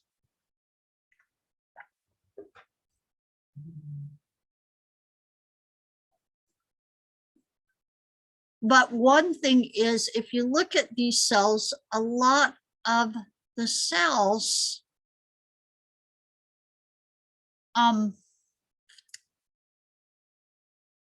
there's no way that that's just 2 layers. That's the reason I want to impress on you that stratified columnar is never more than 2 layers. It might look like it's 3, but this looks like it's probably 2. Here's one nucleus, here's another nucleus, here's another nucleus, here's another nucleus. Stratified columnar is never going to be 4 layers of cells. It can't survive like that.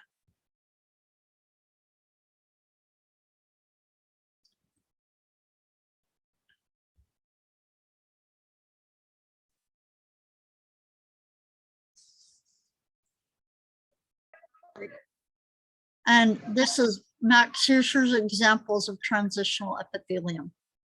So the apical cell shape will change depending on whether the tissue is stretched or relaxed. lots and lots of layers.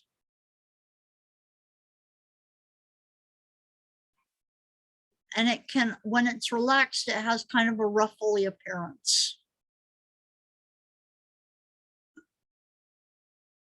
And you only find this in the urinary system.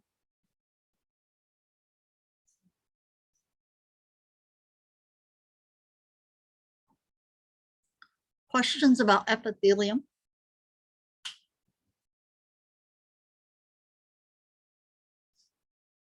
What time is it?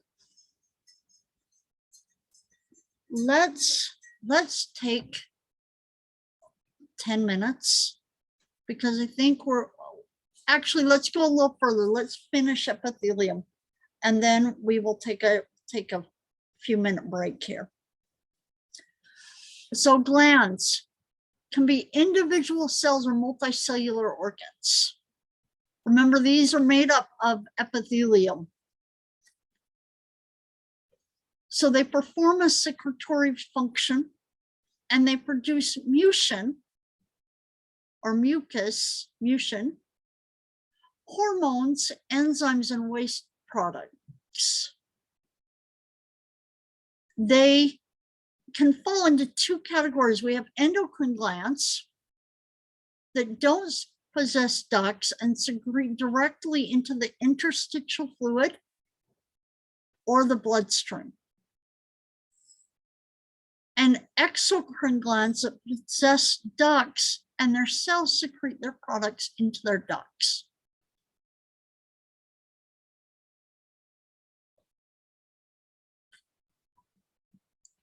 So the general structure of an exocrine gland is that it's going to secrete via a duct. Remember, endocrine glands don't have ducts. Exocrine glands have ducts. And this right here is essentially a cross section through one of these.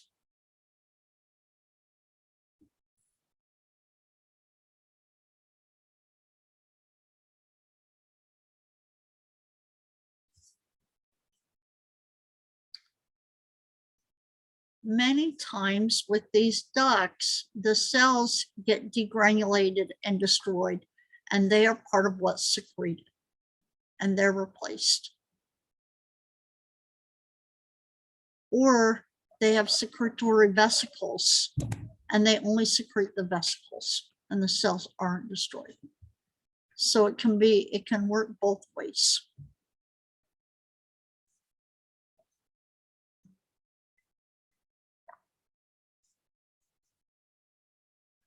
So here's a picture, and I know it's a little out of focus. However, it's a summary slide of the different forms of epithelial tissue.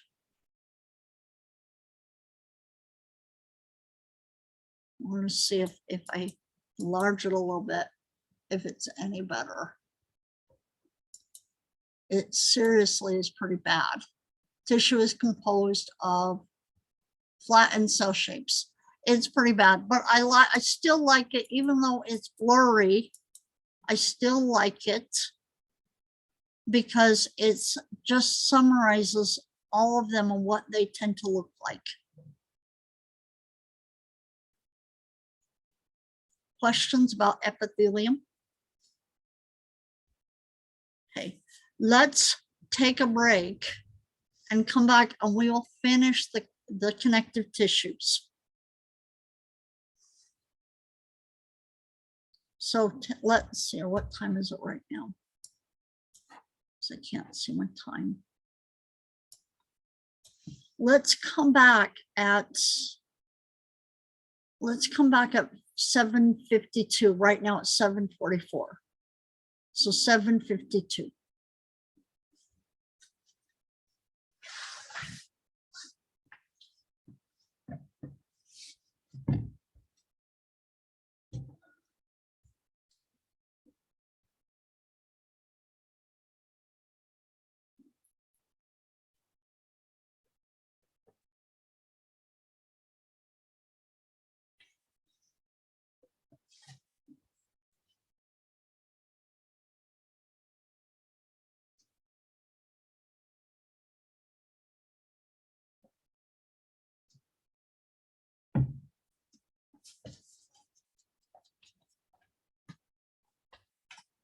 amazing how quickly they can flush the organs.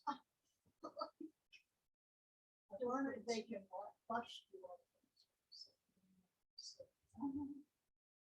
Because I kept thinking it's a vagina made of keratinized and thought, well, there's reasons why you think it was keratinized. There's reasons why you think it would be non-keratinized.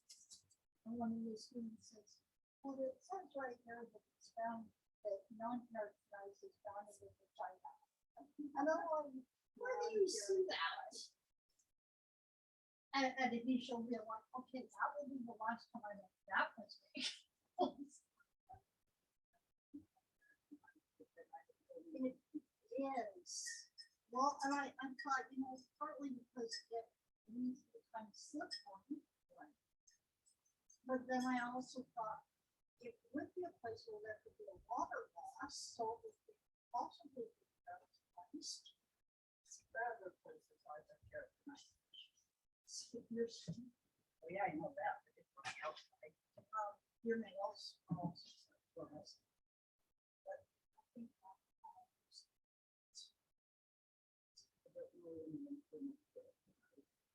oh, mother. If you leave this to say I'm familiar with anything.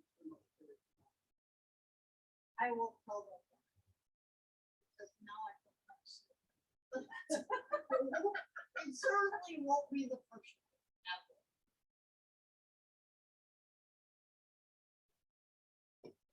Basically said she was trying to whisper it to me.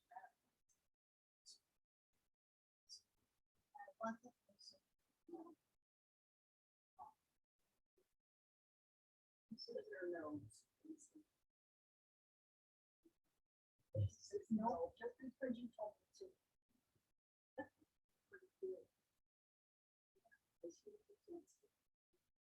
She did, well, earlier.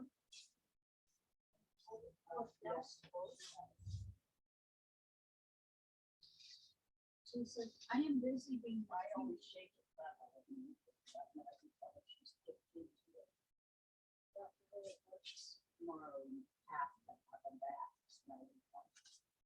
She said, I smell like a dog. Yes, you do, very much so. That, the worst the movie. The movie doesn't spell that, and she's not one of those kind of dogs.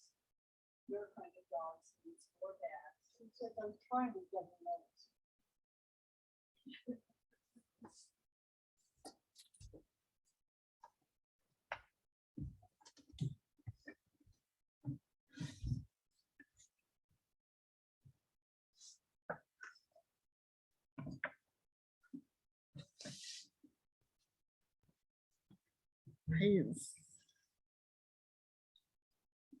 His cute face.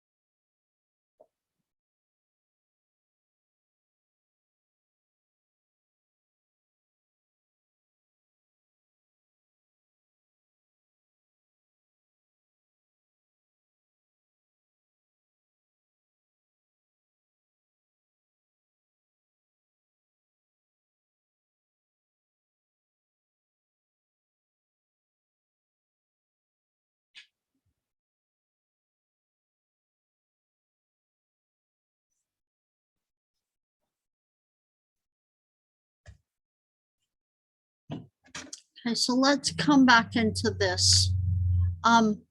So epithelium, and I was just talking with my mom for a quick second about how it feels when my students correct me, which is great. It's great. But I always feel kind of stupid afterwards. But it's all right. It's okay for me to feel stupid. Every once in a while, you have to get humbled. And we were just talking about keratinized versus non-keratinized epithelium. And you don't find non-keratinized, wait, let me say it differently. You only find keratinized epithelium on the outside of the body.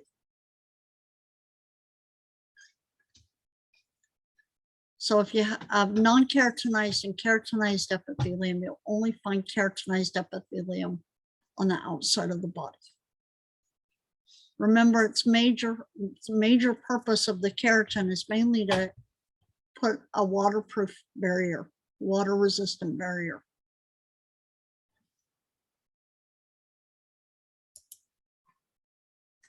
So connective tissue, the most diverse and abundant and widely distributed and structurally varied of all the 4 tissue types. It is the glue and the filler of the body. Some examples include tendons, ligaments, fat, bones, cartilage, and blood.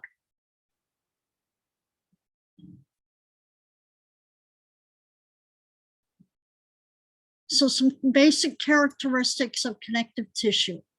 The different cells for the different types of connective tissue. There's different cells for each different type. Some examples of cells include fibroblasts, osteocytes, and adipocytes, which are fat cells. Let me do a little bit of explanation here. Osteo, anytime you see osteo in front of a word, it means bone. Anytime you hear the word adipo in front of something, it means fat.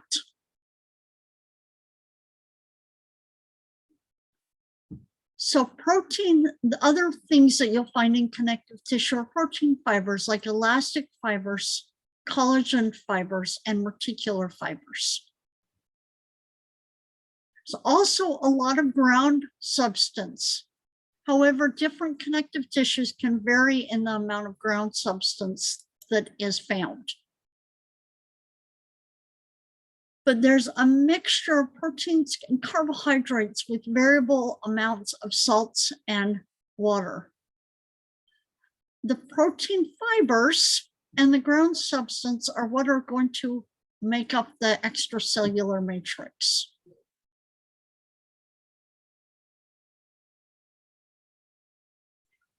So you find elastic fibers, find collagen fibers, you find reticular fibers. And the different, you can find these in different amounts depending on the connective tissue you're looking at. Seriously, when I'm in class, stop doing that, please. Mesenchymal cells or mesenchyme are undifferentiated connective tissues.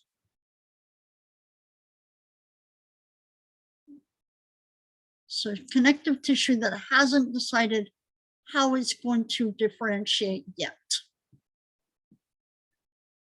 Macrophages. What does phage mean? Do you remember that from last week? What does phage mean?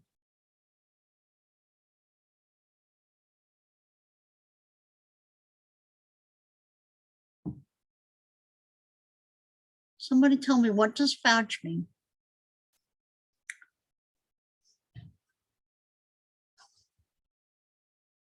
To eat. To eat. So a macrophage is a really big eating cell.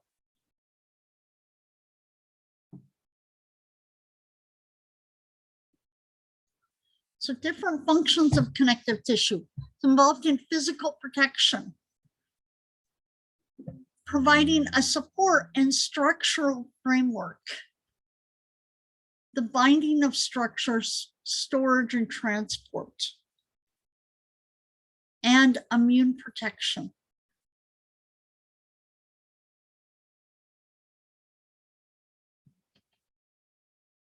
All connective tissue is going to arise from mesoderm, which is the middle embryonic tissue.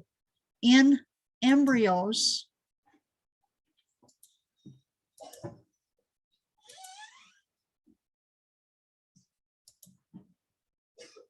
we have 3 different types of layers of cells that are going to initially develop. We're going to have this top layer is going to be ectoderm.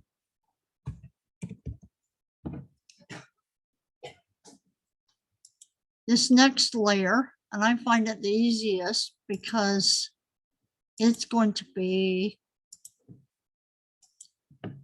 mesoderm, because and it's easy for me to remember that because it's in the middle. Mesoderm.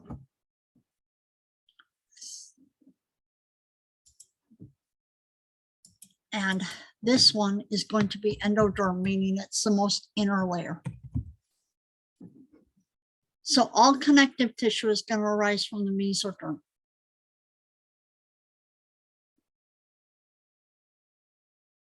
If I remember right, ectoderm is nervous tissue. Endoderm, a lot of that will be epithelial.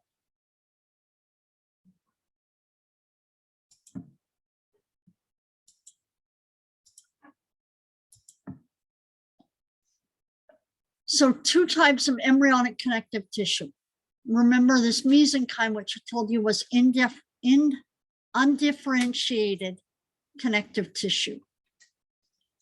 And it's going to be the source of all adult connective tissue. And then we have a cell called a mucus, which is found in the umbilical cord. Oh, and this is, I didn't think about this drawing here. Here's your drawing. Mesoderm meaning the middle, ectoderm meaning the outer, and endoderm meaning the center. So all of the connective tissue is going to come from the mesoderm.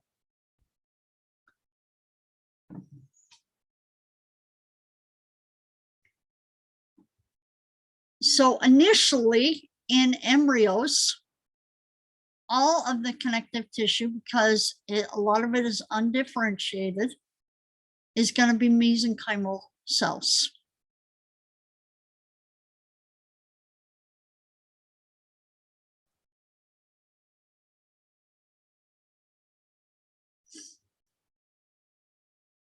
We classify connective tissue into 3 different categories. We have connective tissue proper, supporting connective tissue, and fluid connective tissue.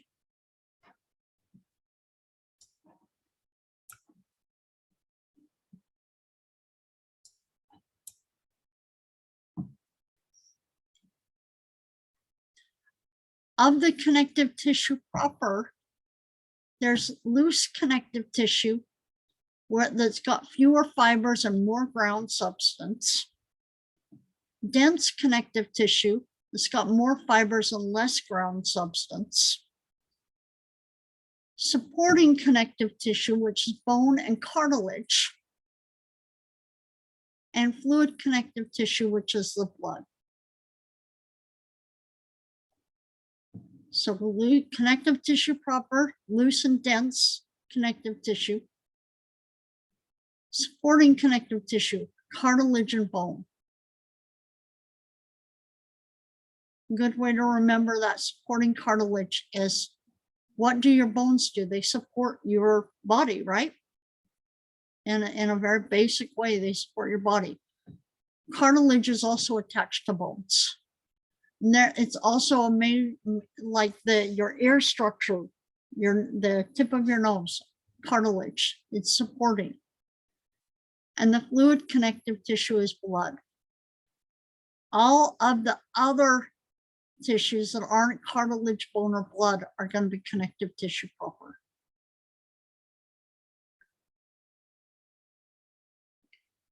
There's two types of cells or two groups of cells in connective tissue proper. There's resident cells, which include fibroblasts, adipocytes, fixed macrophages, and mesenchymal cells. Fibroblasts tend to secrete things.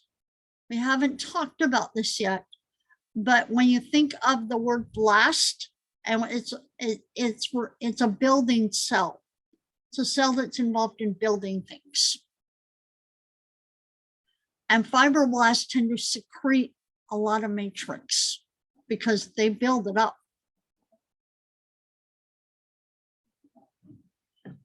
There's also wandering cells in connective tissue proper, which includes mast cells, which are involved in inflammation, plasma cells, which are also involved in inflammation, free macrophages, meaning rather than being stuck in a particular area, they can move around, and other leukocytes, which are involved in the immune system.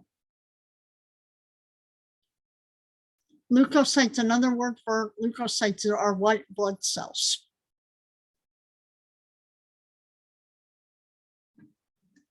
So different resident cells in connective tissue proper, fibroblasts, produce the fibers on the ground substance of the extracellular matrix. Blast, remember, blast always means building. So it's a cell that's building things up. Adipocytes store lipid reserves. Fixed macrophages phagocytize, meaning they eat foreign materials. Mesenchymal cells divide in response to an injury to produce new connective tissue.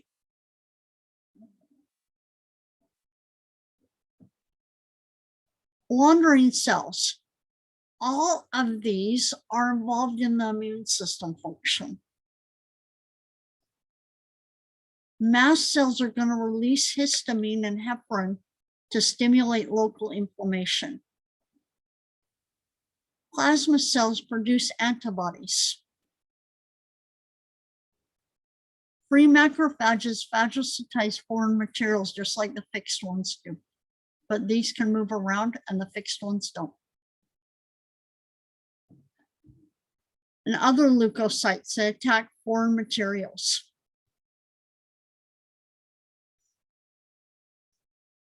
There's three general types of protein fibers found in connective tissue. Collagen fibers are long, unbranching, strong but flexible, but resistant to stretching fibers. They make up about 25% of all protein in the human body, making collagen the most abundant protein. Something to keep in mind, and I'm all of a sudden I'm pulling a blank. Abraham Lincoln. And I'm gonna have to Google it because I love that I remember it except when I need to remember it. But they're pretty sure that if he hadn't have been assassinated when he was assassinated, he wasn't going to survive much longer. And the reason is, bear with me here, is because he had Marfan syndrome, which, if you look at pictures of Abraham Lincoln, very tall, very thin-faced, very thin structure, body structure overall, very What else? Thin structure overall, thin face, thin hands, long digits. Marfan syndrome is a genetic disorder, genetic defect of the collagen. Pretty sure my cousin has this. Really? Yeah, he's very tall, extremely skinny. Yeah, his skin, you know, I don't know. He has a lot of the characteristics like Abraham Lincoln, but he's, I think, 45, surprisingly. Has So, he been tested for it? supposedly he has, and my aunt claims that he doesn't have it, but I mean, he has all the signs and characteristics. I think they just don't want the rest of the family like to know that he has some genetic thing. I think it's a commonly misdiagnosed disorder or not observed. It's one that when you realize our NBA basketball players that are running out on the court and you know that they're physically fit. You can't keep up that kind of running speed out on the court and not be physically fit. And collapse on the court of a heart attack.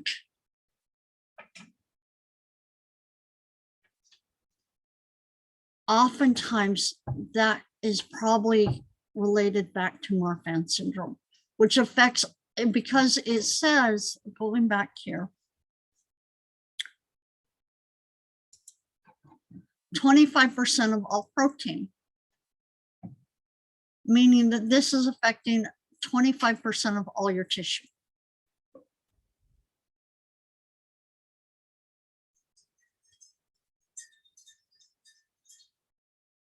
What they found is that it's a one gene disorder that's affecting multiple different facets of life. Elastic fibers, thinner than collagen, stretch easily, branch and rejoin.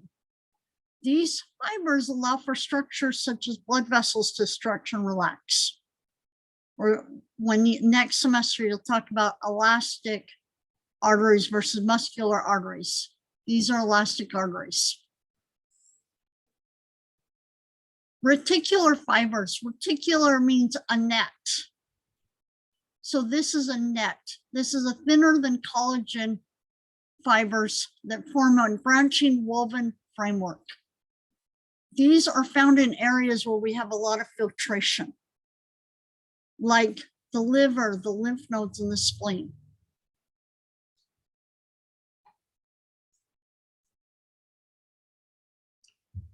So anytime that you find a lot of reticular fibers, you're looking at the spleen or the lymph nodes or the liver. Lots of filtration. Ground substance of connective tissue proper, a combination of proteins and carbohydrates. Texture is usually gelatinous. The additional contents such as water and salt can result in a texture anywhere from a semi-fluid to a hard tissue.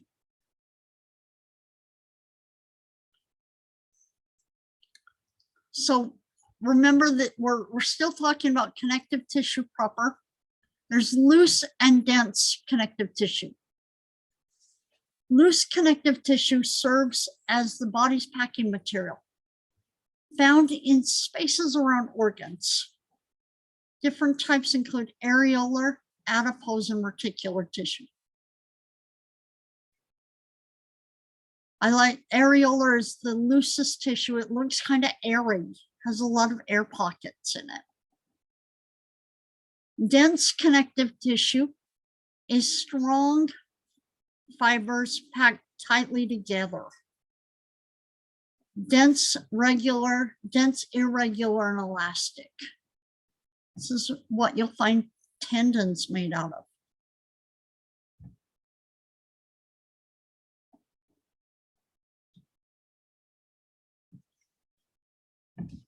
So loose connective tissue, dense connective tissue. Loose connective tissue, areolar connective tissue. surrounds nerves, vessels, and the subcutaneous layer, so underneath the skin, underneath the dermis of the skin. Adipose connective tissue, subcutaneous, surrounding the kidneys and other organs. Reticular connective tissue found in the spleen, the liver, and lymph nodes and bone marrow. So wherever you get a lot of filtering.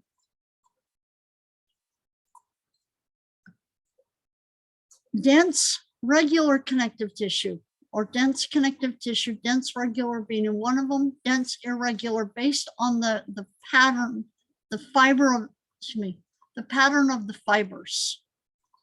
Dense regular tends to have a regular pattern. Dense irregular doesn't have a regular pattern. So dense regular connective tissue is tendons and ligaments. Dense irregular connective tissue is the dermis or the capsules of organs. Elastic connective tissue is the walls of large arteries. Questions?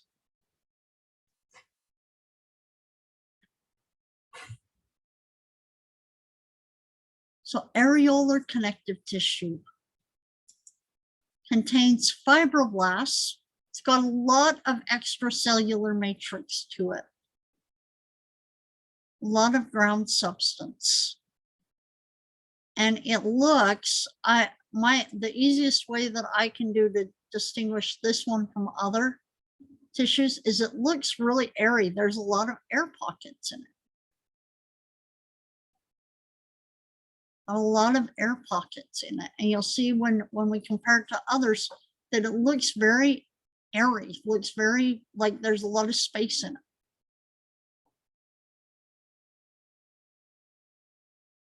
Adipose, also known as fat, contains adipocytes.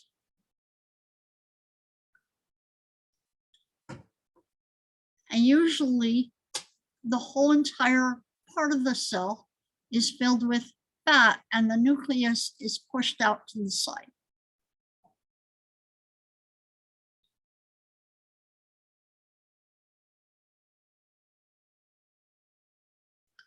Reticular connective tissue. It looks like a net. It looks like a net. It looks like something that you would use as a strainer or a filter.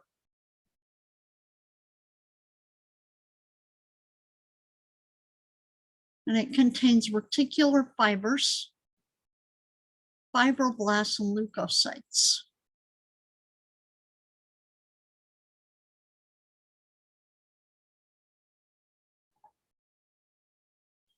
Dense regular connective tissue. If you see, it's got a pattern to it. You don't see that here. You don't see this regular pattern of fibers. You don't see it up here. There's no regular pattern. But dense regular tends to have a regular pattern to it.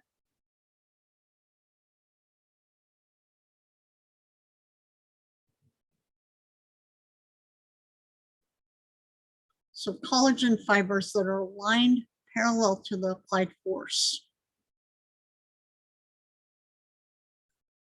And in comparison to dense regular connective tissue, dense irregular connective tissue, it's kind of all over the place. There's no pattern to it. So the bundles of collagen fibers are extended in many different directions.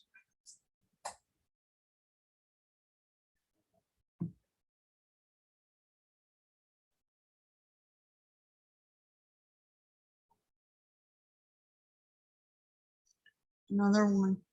Here's your regular dense connective tissue. Here's your dense irregular.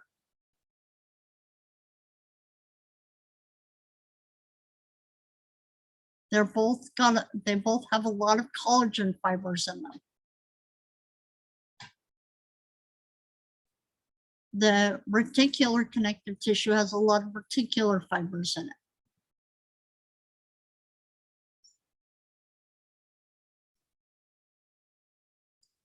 Elastic connective tissue has a lot of elastic fibers in it, shockingly, has a lot of elastic fibers in it that provide the ability to stretch and recoil.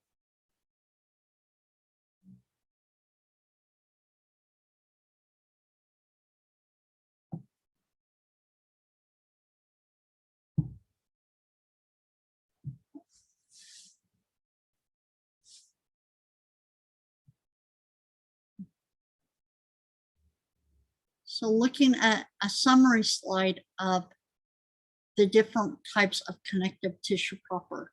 Loose, like areolar, has collagen, elastic, and elastic fibers in it.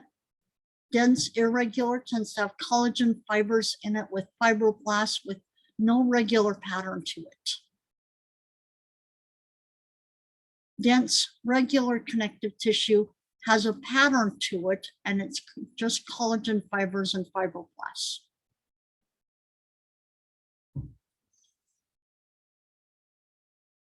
Elastic connective tissue has elastic fibers in it with fibroblasts. Lots of fibers in it. Less cells and lots of fibers. Adipose tissue. And reticular connective tissue looks like a filter. It looks like something that you would, like cheesecloth that you would use to filter something.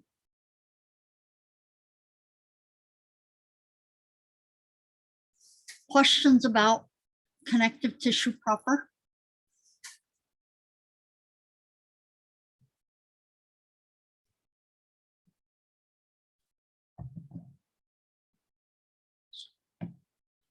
Supporting connective tissue, two types, cartilage and bone.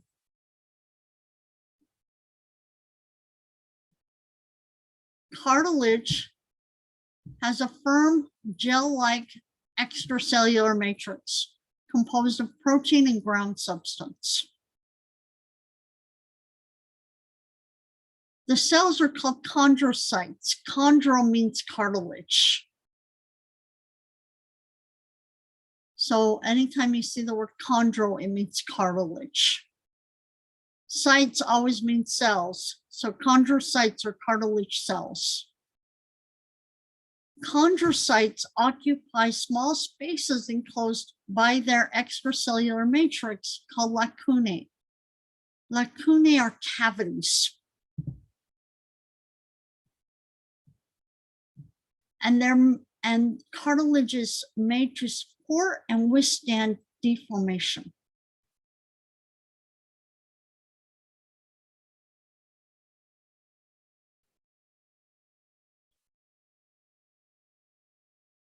There's three types of cartilage. There's hyaline cartilage, fiber cartilage, and elastic cartilage.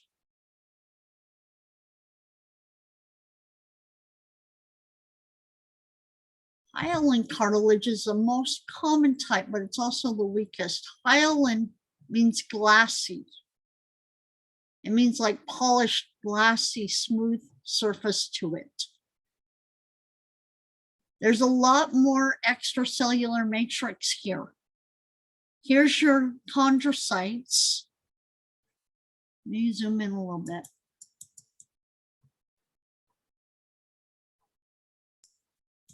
Here's your chondrocytes, and here's the lacunae that they're residing in, these little cavities.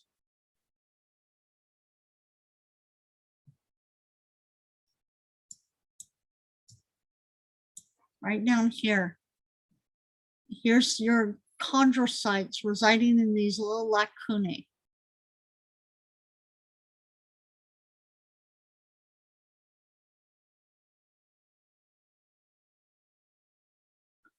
The fibrocartilage is densely interwoven collagen fibers that contribute to durability. So same thing here, we've got chondrocytes residing in lacunae. And there's fibers that are going to contribute to durability. You find this in the intervertebral disc.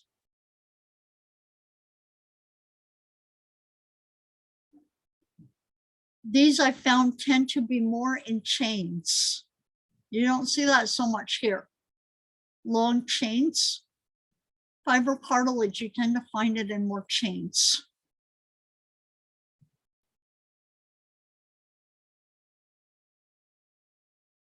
The more practice you get looking at these tissues, the more you start to distinguish one from another.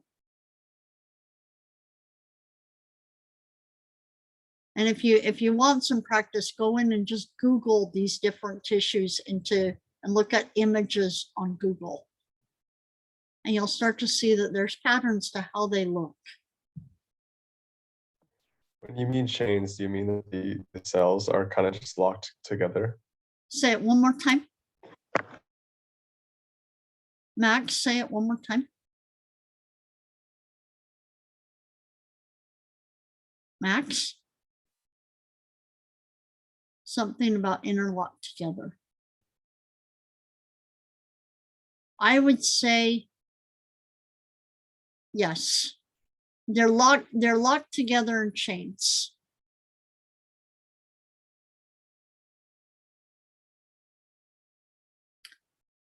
They're all of these different types of cells are connected to one another.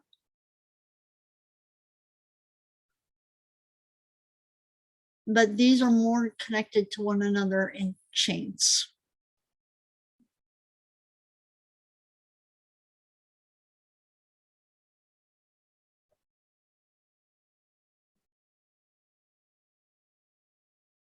Elastic cartilage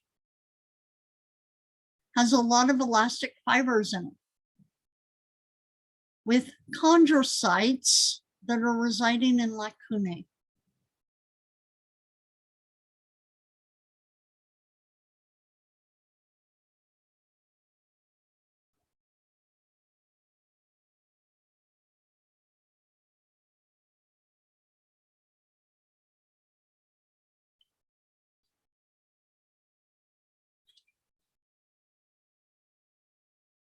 One thing that you can see here that you don't see with hyaline cartilage and with fibrocartilage is there's very, very obvious fibers. You see all the little strands? That's one way to distinguish elastic cartilage from fibrocartilage or hyaline cartilage, is the fibers are very, very, very distinct in comparison.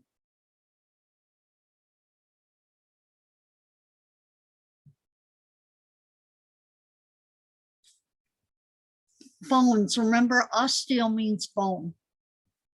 So osteocytes are bone cells. And the extracellular matrix is a mixture of collagen and calcium salts. This mixture provides flexibility from the organic components and compressional strength from inorganic components.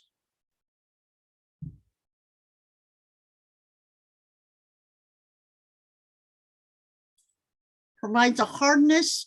The calcium is providing a hardness to the tissue. We'll talk a lot about this when we talk about bone. The calcium is providing a hardness, while the collagen is, remember, it's a strong but flexible fiber. So the collagen is going to allow it to give the mixture its flexibility. Calcification? Say it one more time, I'm sorry. Like calcification? Like complications, or one more time. Calcification? Calcifications, yes. So this is where bone is going to calcify. I'm sorry, yes, that's right.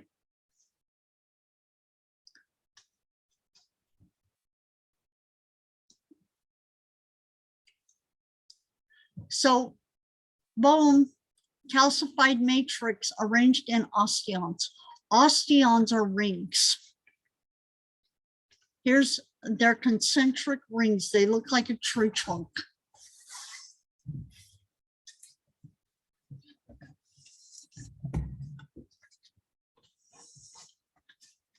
So it's calcified matrices arranged in osteons, or look like tree trunks, where the inner is a central, the inner part is a central canal, and there's rings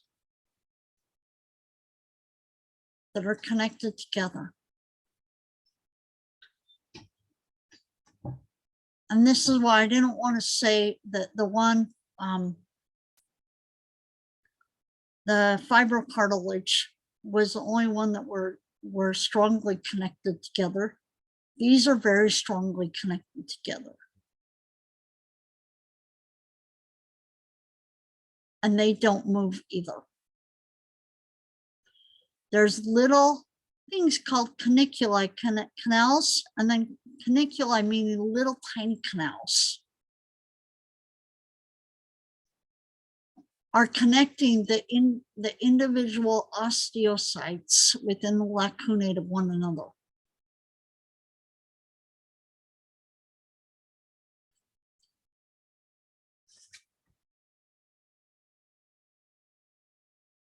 I want to, let's see, what time is it?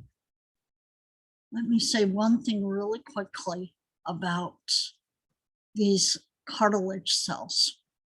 I'm going to introduce some terms, and then you're going to see them in a couple of weeks, and you'll remember them.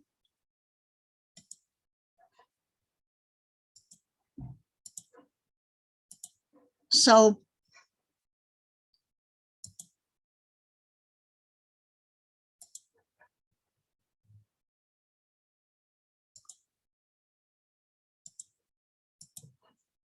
we have, remember, chondral means cartilage.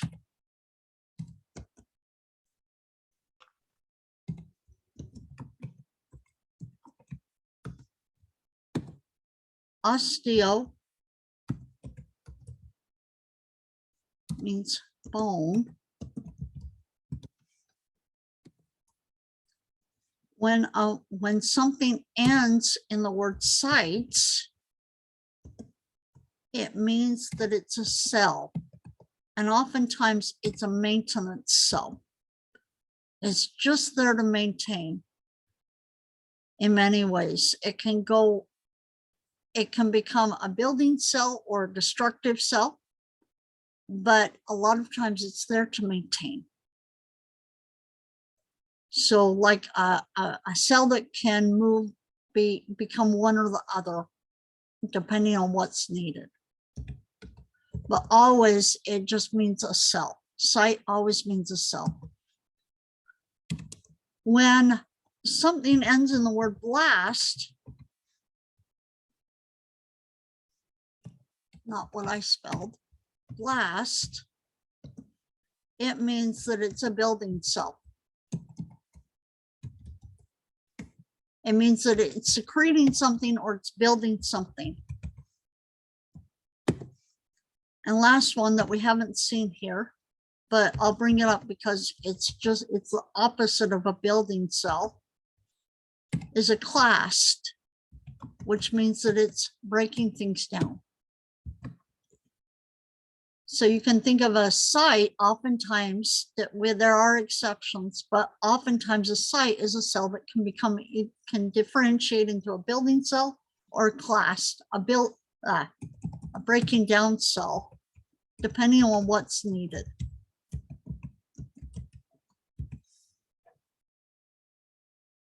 So an osteoblast is going to secrete bone matrix. A chondroblast is going to secrete the fibers necessary for building up cartilage.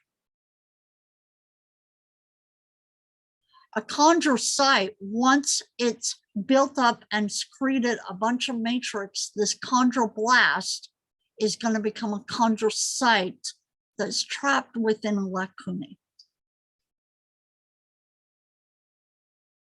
These lacunae, remember the lacunae are cavities.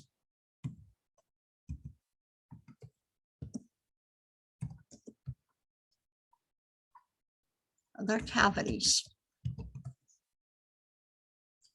And so the chondroblast or the osteoblast is going to secrete a bunch of matrix because it's a building cell. It's busy secreting.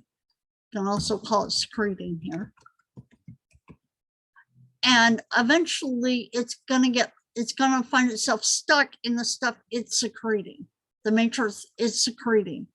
And it only has, at that point, once it's stuck, it only has a small place to reside, and that's in the cavity.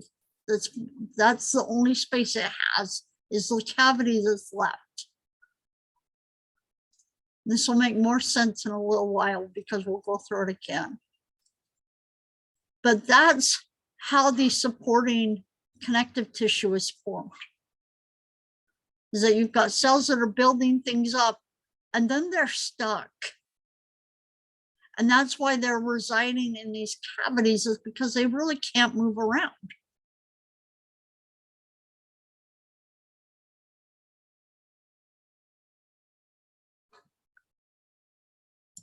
We will be seeing that again in a couple weeks.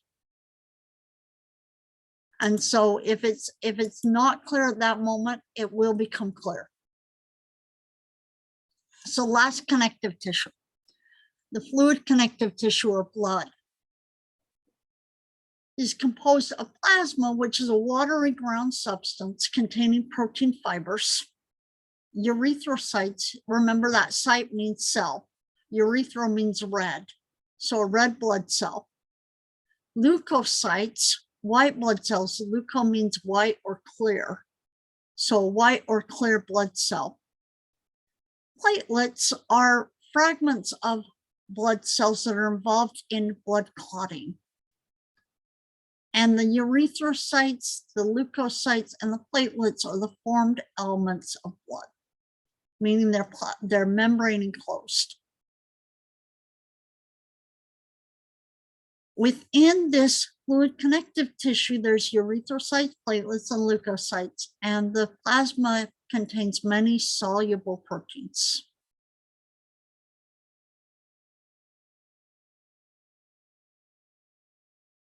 And here is a summary of connective tissues. And just like that other one, it's really quite blurry. And I apologize, I still like the slide, but it is quite blurry, but it shows you a summary of the different types. And I will, unless you have questions for me, I will see you next Tuesday. Remember, wait, before we stop, what is due next Wednesday night?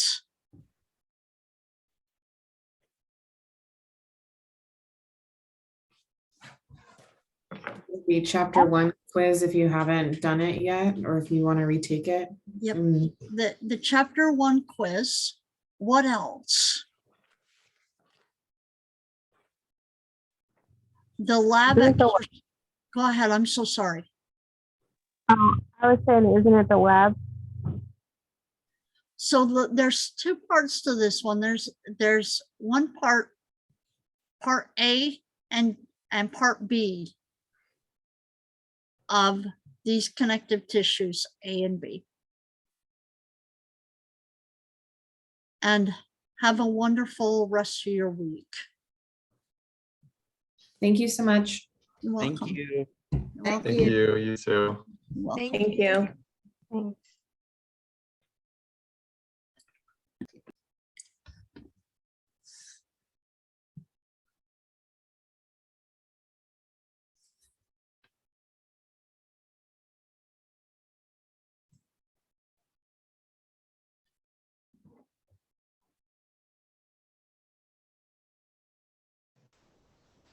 I was gonna ask you the other day if you could see my assignments.